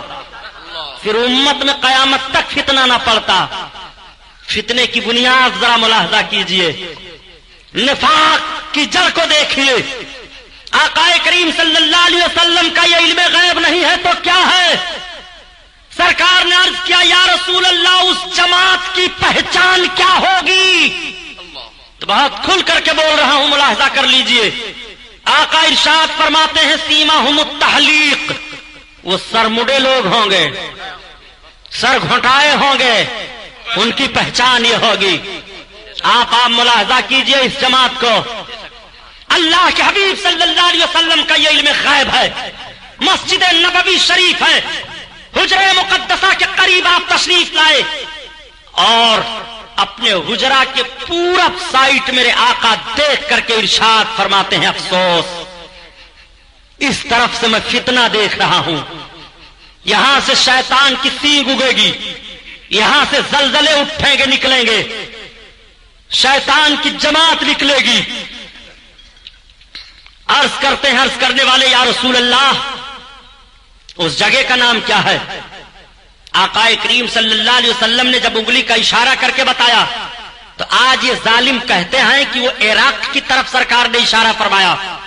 नादान, चल हम तेरी बात मान लेते हैं कि इराक की तरफ आका ने इशारा करके फरमाया, मगर दूसरी हदीस सुन, ये इल्मे गैब है मेरे सरकार का।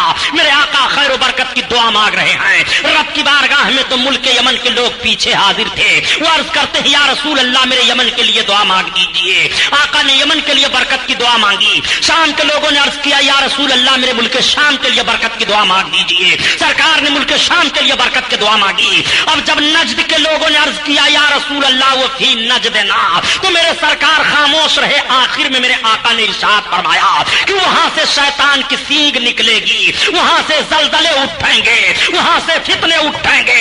नजद का नाम लेकर के मेरे आका ने इरशाद फरमाया था वही नजद की सरजमीन है जिस सरजमीन पर विसाले नबी के बाद सबसे पहला फितना मुसलमा कज़्ज़ाब का हुआ। उसी मुसलमा कज़्ज़ाब की आबादी में हिजरी 1109 में मोहम्मद बिन अब्दुल वहाब नजदी पैदा हुआ जिसने वहाबी अकीदे को फैलाया। यहीं से वहाबी अकीदे की तारीख अरब की सरजमीन पर मुरतब हो रही है और हिंदुस्तान में तारीख मुरतब हुई है। जब हिंदुस्तान का मौलवी इस्माइल देहलवी नंगे कौम नंगे वतन वलीउल्लाही खानदान का देहली वाला ये अरब जाता है, अरब से किताब तौहीद मोहम्मद बिन अब्दुल वहाब नजदी की लिखी हुई किताब हिंदुस्तान में लाया और इस किताब का तर्जमा उर्दू में किया। तब वहां से वहाबियत की दागबेल हिंदुस्तान में पड़ी। नारे तकबीर, नारे रिसालत, इमाम आजम का फराज, शहजादा शोएब अलौलिया। ये इल्म गैब है मेरे सरकार का। तुम्हारे बारे में सारी खबर दे दी है मेरे आका ने। वाह वाह वाह, सब कुछ बता दिया है तुम कैसे होगे। निफाक रखे हो, अपने दिल में नबी का कलमा पढ़ रहे हो, किस तरह ढिठाई से कहकर गुजर जाते हैं कि गैब का इल्म नहीं है। नादान कहीं के ये कहते क्या है कि 5 चीजों का इल्म किसी को नहीं है, रब ने कुरान में फरमाया है। تو صحیح تو ہے، لیکن کچھ اس لفظ پر بھی غور کرو گے. قرآن میں رب ارشاد فرماتا ہے کوئی نفس نہیں جانتا، کوئی جان نہیں جانتی ہے وہ کل کہاں مرے گا، بارش کب ہوگی، ماں کے پیٹ میں کیا ہے. قرآن میں ہے ماں کے پیٹ میں کیا ہے کوئی نہیں جانتا، یہ قرآن میں آیت ہے کہ نہیں؟ بولو زور سے. اور الٹرا ساؤنڈ کیا بتا رہا ہے؟ ان کا نظریہ مان لیا جائے تو قرآن غلط ہو جائے گا کہ نہیں؟ یہی میں کہتا ہوں کہ یہ نجد کی بدماشی ہے. اگر تمہارے فکر کو ہم تسلیم کر لیں کہ کوئی نہیں جانتا کہ بارش کب ہوگی، محکمہ موسمیات اطلاع دے رہا ہے کہ کل اتنے بج کر اتنے منٹ پر اتر پردیش کے فلاں سائٹ میں دھیمی دھیمی برشا ہوگی، اور ہوتی ہے برسات. تو آپ کا نظریہ مانا جائے مسٹر جی تو قرآن غلط ہوگا کہ نہیں؟ یا تو تم سائنس کے نظریات کو ٹھکراؤ، اور سائنس کے نظریات کو ٹھکراؤ گے تو سائنس اپنا تجربہ پیش کر رہا ہے، یا تو قرآن کو مانو. اگر قرآن کو مان رہے ہو کہ ماں کے پیٹ میں کیا ہے کوئی نہیں جانتا تو الٹرا ساؤنڈ کو جھوٹا بتاؤ، اور الٹرا ساؤنڈ کو جھوٹا بتاؤ گے تو پوری سائنس تمہارے کھوپڑی پر پیشاب کر دے گی کہ پاگل دیکھ، تو اپنی آنکھ سے دیکھ لے، ہم الٹرا ساؤنڈ لگائے ہوئے ہیں، پتا چل رہا ہے کہ ماں کے پیٹ میں بچی ہے کہ بچہ ہے، انسان ہے کہ کوئی جانور ہے، گوشت کا لفڑا ہے کہ کوئی حمل ہے، ساری وضاحت الٹرا ساؤنڈ مشین کر رہی ہے. میں کہتا ہوں تمہارے فکر و نظر کو تسلیم کر لیا جائے تو تم قرآن کو جھوٹا ثابت کر دو گے. نادان، ہمارا عقیدہ ہے کہ سائنس کا نظریہ جھوٹا ہو جائے گا مگر قرآن کا نظریہ جھوٹا نہیں ہوگا. سنو، ہمارا عقیدہ یہ ہے کہ ان 5 چیزوں کا علم بھی بلا خدا کے بتائے کوئی نہیں جان سکتا. اور خدا بتائے تو وہ جان جاتا ہے، خدا بتا دے تو یوں ہی وہ جان جاتا ہے، خدا عقل کے ذریعہ سے بتا دے تو الٹرا ساؤنڈ سے پتہ لگا لیتا ہے، خدا ہی علم دیتا ہے. یہ ہمارا عقیدہ ہے. اور لفظ جو قرآن شریف میں ہے وہ تدری ہے، تدری. ادراک کہتے ہیں اپنی. دیوبندی تبلیغی جماعت کی حقیقت بے نقاب کرنے والی بہترین اردو کتابیں یہ ہیں: خوابوں کی بارات، جال حق. تبلیغی جماعت حقائق و معلومات کے اجالے میں. اردو اور ہندی دونوں زبانوں میں یہ کتابیں دستیاب ہیں. تبلیغی جماعت احادیث کی روشنی میں. تمہید ایمان. تبلیغی جماعت کا فریب، بد مذہبوں سے رشتے، جان ایمان. دیوبندی تبلیغی جماعت کی اصلیت ظاہر کرنے والی لاجواب کیسٹیں یہ ہیں: زلزلہ. تبلیغی جماعت کا آپریشن، باطل کی پہچان، کیوں نہیں ہوتے مسلمان ایک، وطن کے غدار کون، تبلیغی جماعت کا بھیانک چہرہ، جنتی کون، عقائد باطلہ.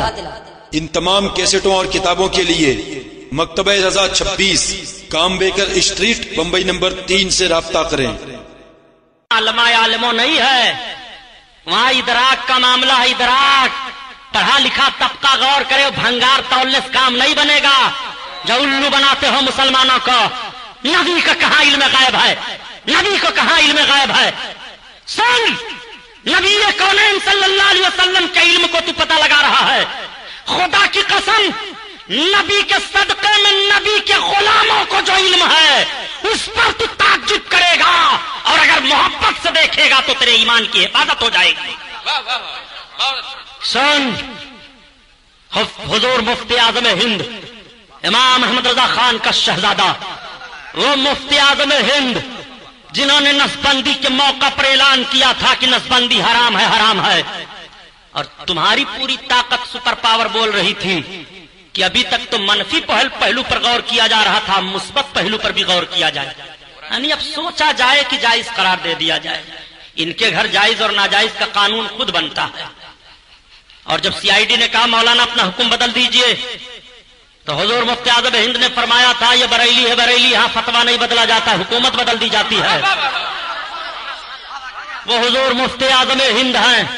سرکار مفتی اعظم ہند تشریف لے گئے دلی میں، اپنے ایک مرید کے وہاں ڈاکٹر تھے، ان کے وہاں ٹھہرے، اور سرکار محبوب الہی کا عرس تھا.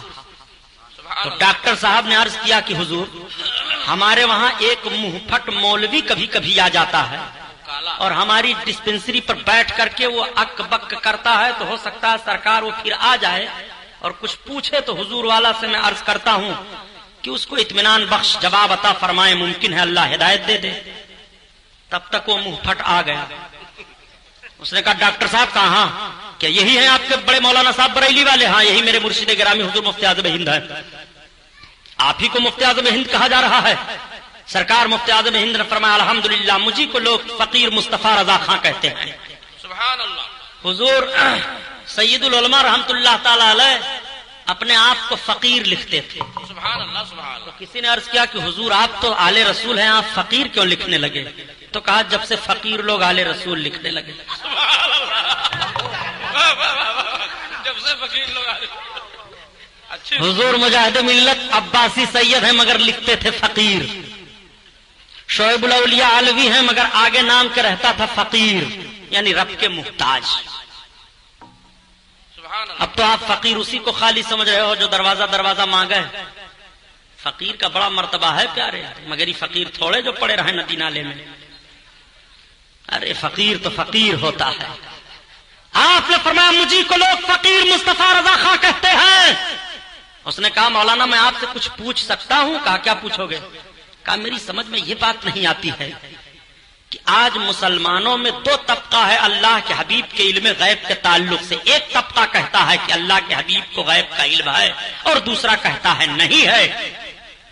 تو آپ نے فرمایا ہاں الحمدللہ فقیر کا یہ عقیدہ ہے کہ اللہ نے اپنے حبیب کو جو کچھ قیامت تک ہوگا اور جو ہونے والا ہے سب کا علم عطا فرما دیا. سبحان اللہ. سبحان تمہارا کیا خیال ہے؟ تو اس نے کہا مولانا میرا یہ خیال ہے کہ اگر اللہ کے حبیب کو غیب کا علم ہوتا تو حضرت عائشہ کا ہار غائب ہو گیا تھا, کیوں نہیں بتایا؟ کتے کا پلا چارپائی کے نیچے تھا, کیوں نہیں بتایا؟ کھانے میں زہر ملا دیا گیا, کیوں نہیں بتایا؟ 14 سوال اس نے حضور مفتی اعظم ہند سے کیا. تو آپ فرماتے ہیں تمہارے سوالات ختم ہو گئے؟ تو اس نے عرض کیا اب اتنے سوالوں کا جواب آپ دے دیجئے پھر بقیہ سوال میں کروں گا. تو سرکار مفتی اعظم ہند فرماتے ہیں کہ میں تم سے صرف 3 سوال کرتا ہوں, ان تینوں کا جواب تم دے دو. کہا یہی تو آپ لوگوں کی عادت ہے صاحب کہ بجائے کسی سوال کا جواب دینے کے الٹے سوال کر دیتے ہو. کہا سنو ہم تمہارے 14 سوالوں کو جب سے سن رہے ہیں قریب آدھا گھنٹے ہو گئے, تم پائیں پائیں کر رہے ہو اور تم 3 منٹ میں بھی ہمارے 3 سوالوں کو نہیں سننے کے لیے تیار ہو. تم سوالوں کو ہمارے سن لو, میں سارے سوالوں کا جواب تمہارے دے دوں گا.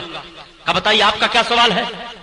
تو آپ نے فرمایا بتاؤ یہ کہ اس نوجوان مولوی کا شریعت میں کیا حکم ہے جو قرضہ لے کر کے اپنے شہر سے دوسرے شہر میں بھاگ آئے اور دینے کی نیت نہ رکھے. یہ ہمارا پہلا سوال ہے. اور دوسرا سوال یہ ہے کہ اس نوجوان کے لیے شریعت کا کیا حکم ہے جس کی ماں بوڑھی ہو گئی ہو اور بھیک مانگ کر کے گزارا کرتی ہو اور وہ نوجوان بیٹا اپنے ماں کی خدمت نہ کرے, شریعت کا حکم کیا ہے؟ یہ دوسرا سوال ہے. تیسرا سوال یہ ہے کہ اس نوجوان باپ کے لیے کیا حکم ہے جس کا بیٹا اپاہج ہو اور بھیک مانگ کر کے گزارا کرتا ہو اور باپ اپنے بیٹے کی کفالت نہ کرتا ہو, اس بیٹے سے باپ کا ایسا تعلق ہے, بتاؤ شریعت کا حکم کیا ہے؟ تب تک اس نے کہا حضور بس رہنے دیجئے, وہ نوجوان میں ہی ہوں جو قرضہ لے کر بھاگ آیا ہوں, وہ نوجوان میں ہی ہوں جس کی ماں بھیک مانگ رہی ہے, وہ نوجوان میں ہی ہوں جس کا بیٹا اپاہج ہے. اب بات سمجھ میں آ گئی کہ بریلی کے غلام مصطفیٰ کا جب یہ علم ہے تو مدینے کے مصطفیٰ کا علم کیا ہوگا؟ نعرہ تکبیر, نعرہ رسالت, مسلک اعلی حضرت امام اعظم کانفرنس, شعیب سیدارہ شعب الاولیاء. سبحان اللہ. سبحان اللہ. یہ پتہ لگاتے ہیں نبی کو ہے علم غیب کی نہیں ہے, ہے علم غیب کی نہیں ہے. ابھی پتہ لگا رہے ہیں دنیا کہاں سے کہاں پہنچ گئی, اور آیت پیش کریں گے اس کو بھی ابھی حل کیے دیتا ہوں انشاءاللہ. سنو, آقا کریم صلی اللہ علیہ وسلم کے غلاموں کا یہ حال ہے, سرکار کے غلاموں کا جب یہ حال ہے پیارے تو آقا کا کریمانہ حال کیا ہوگا؟ صحیح کہا بیکل بلرام پوری نے, جب ان کے گدا بھر دیتے ہیں شاہان زمانہ کی جھولی محتاج کا جب یہ عالم ہے مختار کا عالم کیا ہوگا محتاج کا جب یہ عالم. اور سنو آقا کے علم پاک کو پتہ لگا رہے ہو علم غیب ہے کہ نہیں ہے. آقا ارشاد فرماتے ہیں کہ میرے ہاتھ میں وہ دفتر پیش کر دیا گیا جس میں جہنمیوں کے ان کے باپ کے ساتھ نام ہیں اور جس میں جنتیوں کے ان کے باپ کے ساتھ نام ہیں. سرکار فرماتے ہیں میں جانتا ہوں کتنے لوگ جنتی ہیں کتنے جہنمی ہیں. سب کو پیش کر دیا گیا سب کچھ بتا دیا گیا. رب تعالیٰ قرآن میں بیان فرماتا ہے وَعَلَّمَكَ مَا لَمْ تَكُنْ تَعْلَمْ وَكَانَ فَضْلُ اللَّهِ عَلَيْكَ عَظِيمًا. محبوب جو کچھ تم نہیں جانتے تھے وہ سب کچھ تمہیں تمہارے رب نے بتا دیا اور تم پر تمہارے رب کا بڑا فضل ہے.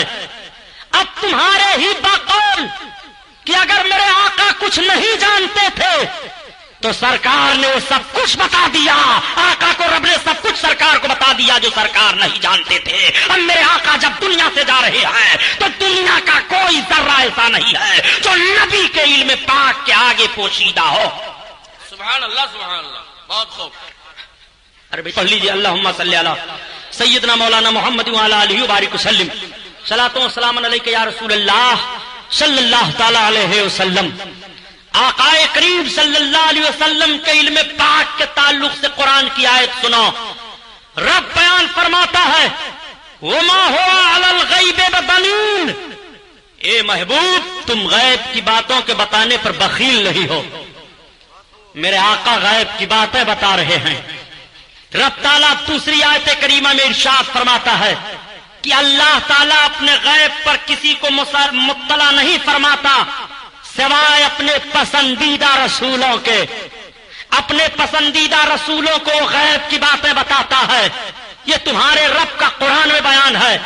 اور جو آیت کریمہ یہ ہے کہ غیب کا علم علاوہ اللہ کے کوئی نہیں جانتا جیسے علوم خمسہ. اور دوسری آیت کریمہ اب مفسرین کرام تطبیق فرماتے ہیں کہ جو نہ جاننے والی غیب کی آیت کریمہ ہیں اور جو جاننے والی آیت کریمہ ہیں دونوں میں تطبیق اس طرح سے ہوگی کہ رب کا علم قدیم ہے ذاتی ہے اور محبوب کا علم عطائی ہے حادث ہے. رب تعالیٰ اپنے نے محبوب کو عطا کیا ہے. رب کا علم ذاتی طور پر ہے اور محبوب کا علم عطائی طور پر ہے. جب عطائی اور ذاتی کا فرق لوگے تو تمہارا عمل ان آیتوں پر بھی ہو جائے گا جن آیتوں میں علم غیب کا انکار کیا گیا ہے اور ان آیتوں پر بھی ہو جائے گا جن آیتوں میں علم غیب کی اثبات ہے. سبحان اللہ سبحان اللہ. اور اگر صرف یہی مانو گے کہ نبی کو علم غیب نہیں ہے تو پھر عطائی والے آیات کریمہ جو ہیں ان کا انکار لازم آئے گا. اس لیے تمہیں تسلیم کرنا پڑے گا کہ آقا کا علم عطائی ہے اور رب کا علم ذاتی ہے قدیم ہے کسی کی عطا سے نہیں ہے. اور رب نے اپنے محبوب کو اپنے محبوب کے محبوبوں کو علم غیب عطا فرمایا ہے. پیارے علم غیب کا حال تو یہ ہے کہ 200 برس 300 برس کی خبریں اولیاء کرام دے ڈالے ہیں. یہ حال تھا. آقا کریم صلی اللہ علیہ وسلم کے علم پاک کو تم سوچ رہے ہو. اور سنو نبی کے لفظ کی بھی تشریح کر دوں تاکہ آپ کو معلوم ہو جائے. جو کہے کہ نبی کو غیب کا علم نہیں ہے اس سے پوچھ لو کہ تم لفظ نبی کا ٹرانسلیشن کرو نبی کا ترجمہ بتاؤ. ڈکشنری کی کتابوں میں دیکھو کہ نبی کا معنی کیا ہوتا ہے. آؤ المنجد ایک لغات کی کتاب ہے اس کا لکھنے والا ایک عیسائی ہے. وہ لکھتا ہے النبی ہوا مخبر عن الغیب. نبی وہ ہے جو غیب کی باتیں بتاتا ہے. اور مصباح اللغات ایک کتاب ہے لغات کی وہ حفیظ جالندھری کی لکھی ہوئی ہے. اس کے صفحہ 532 پر لکھا ہے نبی کا معنی کی غیب کی باتیں بتانے والا. سبحان اللہ سبحان اللہ. تو لفظ نبی ہی خود بتا رہا ہے کہ آقا کو غیب کی باتیں معلوم ہیں ورنہ نبی کا معنی کیا ہوگا ان سے پوچھو. اسی لیے تو جماعت اہل سنت کے عظیم خطیب علامہ مشتاق احمد نظامی صاحب رحمت اللہ علیہ فرمایا کرتے تھے یہ نادان بولتے ہیں سمجھتے نہیں. نبی کا معنی ہی ہوتا ہے چھپی ہوئی باتوں کا بتانے والا پوشیدہ باتوں کی خبر دینے والا. اللہ کی جانب سے الہامی باتوں کو بتانے والا یہ نبی کا معنی یہ ہوتا ہے. اب اگر جب تم نبی کو نبی کہہ رہے ہو تو ایک طرف نبی بھی کہہ رہے ہو اور دوسری جانب نبی کے علم غیب سے انکار بھی کر رہے ہو. سمجھ میں کچھ نہیں آتا کہ چھیڑے داستہ کیسے. اڑائیں تو بغاوت ہے, ہنسائیں تو بغاوت ہے. میرے آقا سب کچھ جانتے ہیں رب کی عطا سے. آقا کے غلاموں کا حال پیارے یہ ہے کہ حضرت فتح محمد تاشقندی رحمت اللہ تعالی علیہ ایک بزرگ ہیں. آپ بیٹھے ہوئے تھے, آپ کے سامنے سے ایک جوگی گزر رہا تھا, اور جب جوگی گزر رہا تھا تو اپنے پنجرے میں ایک پرندہ لیے ہوئے تھا. حضرت بابا فتح محمد تاشقندی رحمت اللہ علیہ وضو فرما رہے تھے. اسی وضو کے پانی کو اٹھا کر کے اس کے پنجرے پر پھینک دیا. جیسے پانی لگا وضو کا, جوگی ٹھہر گیا, اس کا پنجرا پھٹ گیا, اس کے اندر سے ایک حسین و جمیل لڑکی نکلی, رونے لگی. حضرت فتح محمد تاشقندی رحمت اللہ تعالی علیہ فرماتے ہیں ظالم یہ تو نے کیا کیا؟ اللہ کے ولی کی نگاہ ذرا دیکھو, پوشیدہ چیز کو وہ کیسے بتا رہے ہیں. فرماتے ہیں نادان یہ تو نے کیا کیا جوگی؟ بیٹی بتا. اس لڑکی نے رو رو کر کے بتانا شروع کیا, بابا میں فلاں گاؤں کی فلاں کی لڑکی ہوں. یہ جوگی ہر روز جاتا تھا, ایک روز اس پر میرے اوپر اس کی نگاہ پڑ گئی. اس نے مجھ پر جادو کر کے پرندہ کی شکل میں کر لیا.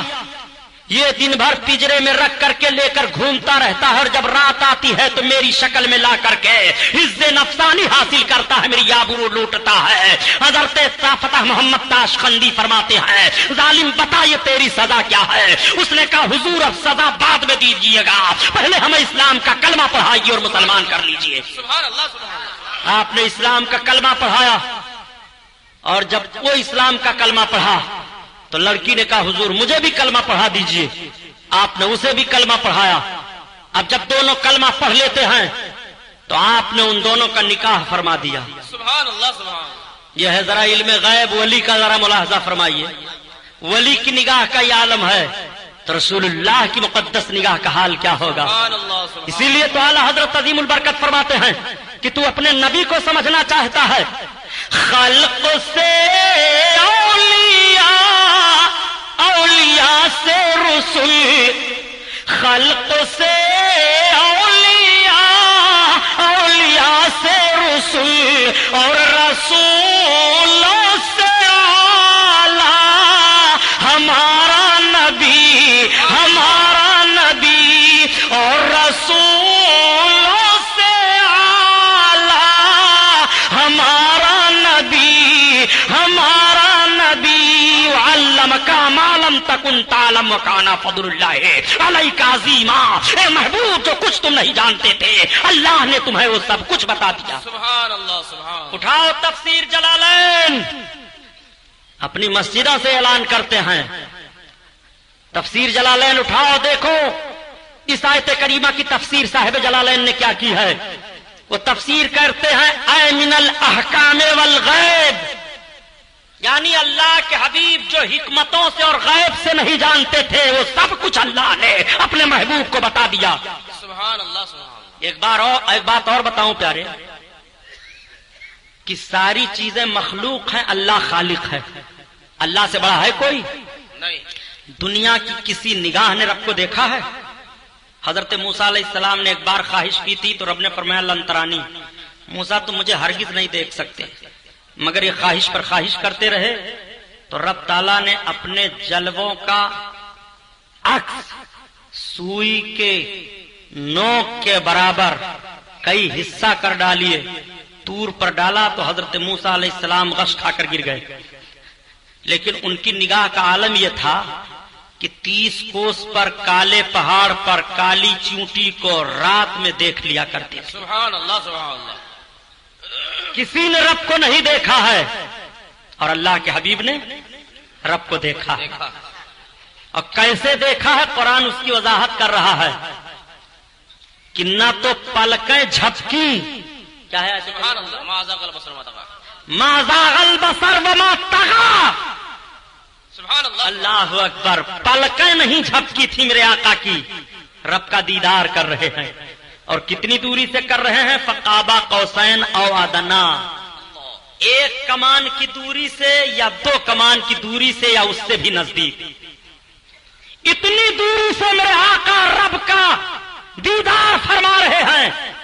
تو جب محبوب نے خالق کو دیکھ لیا تو مخلوقات کیا محبوب کی نگاہوں سے چھپائی جائیں گی؟ اسی لیے اعلی حضرت نے فیصلہ دے دیا کہ نادان اب بحث نہ کرنا، اور کوئی غیب کیا تم سے نہا ہے بھلا، اور جب نہ خدا ہی چھپا تم پہ کروڑوں درود۔ اللہ سبحان اللہ۔ تو جب اللہ نہیں اپنے آپ کو اپنے محبوب سے پوشیدہ رکھا تو اپنی مخلوقات کو بھی نہیں رکھا۔ اللہ نے اپنے حبیب کو علم غیب عطا فرمایا۔ اس پر ہمارا اور تمام خوش عقیدہ مسلمانوں کا ایمان و عقیدہ ہے، اور اس سے انکار کرنا اسلام سے اپنے آپ کو نکال لینا ہے، خارج کر دینا ہے۔ اللہ ہم کو اور آپ کو صحیح العقیدہ مسلمان بنا کر رکھے، ہم خوش عقیدہ سنی مسلمان بن کر جئیں، اور اسی پر ہمارا خاتمہ ہو۔ السلام علیکم۔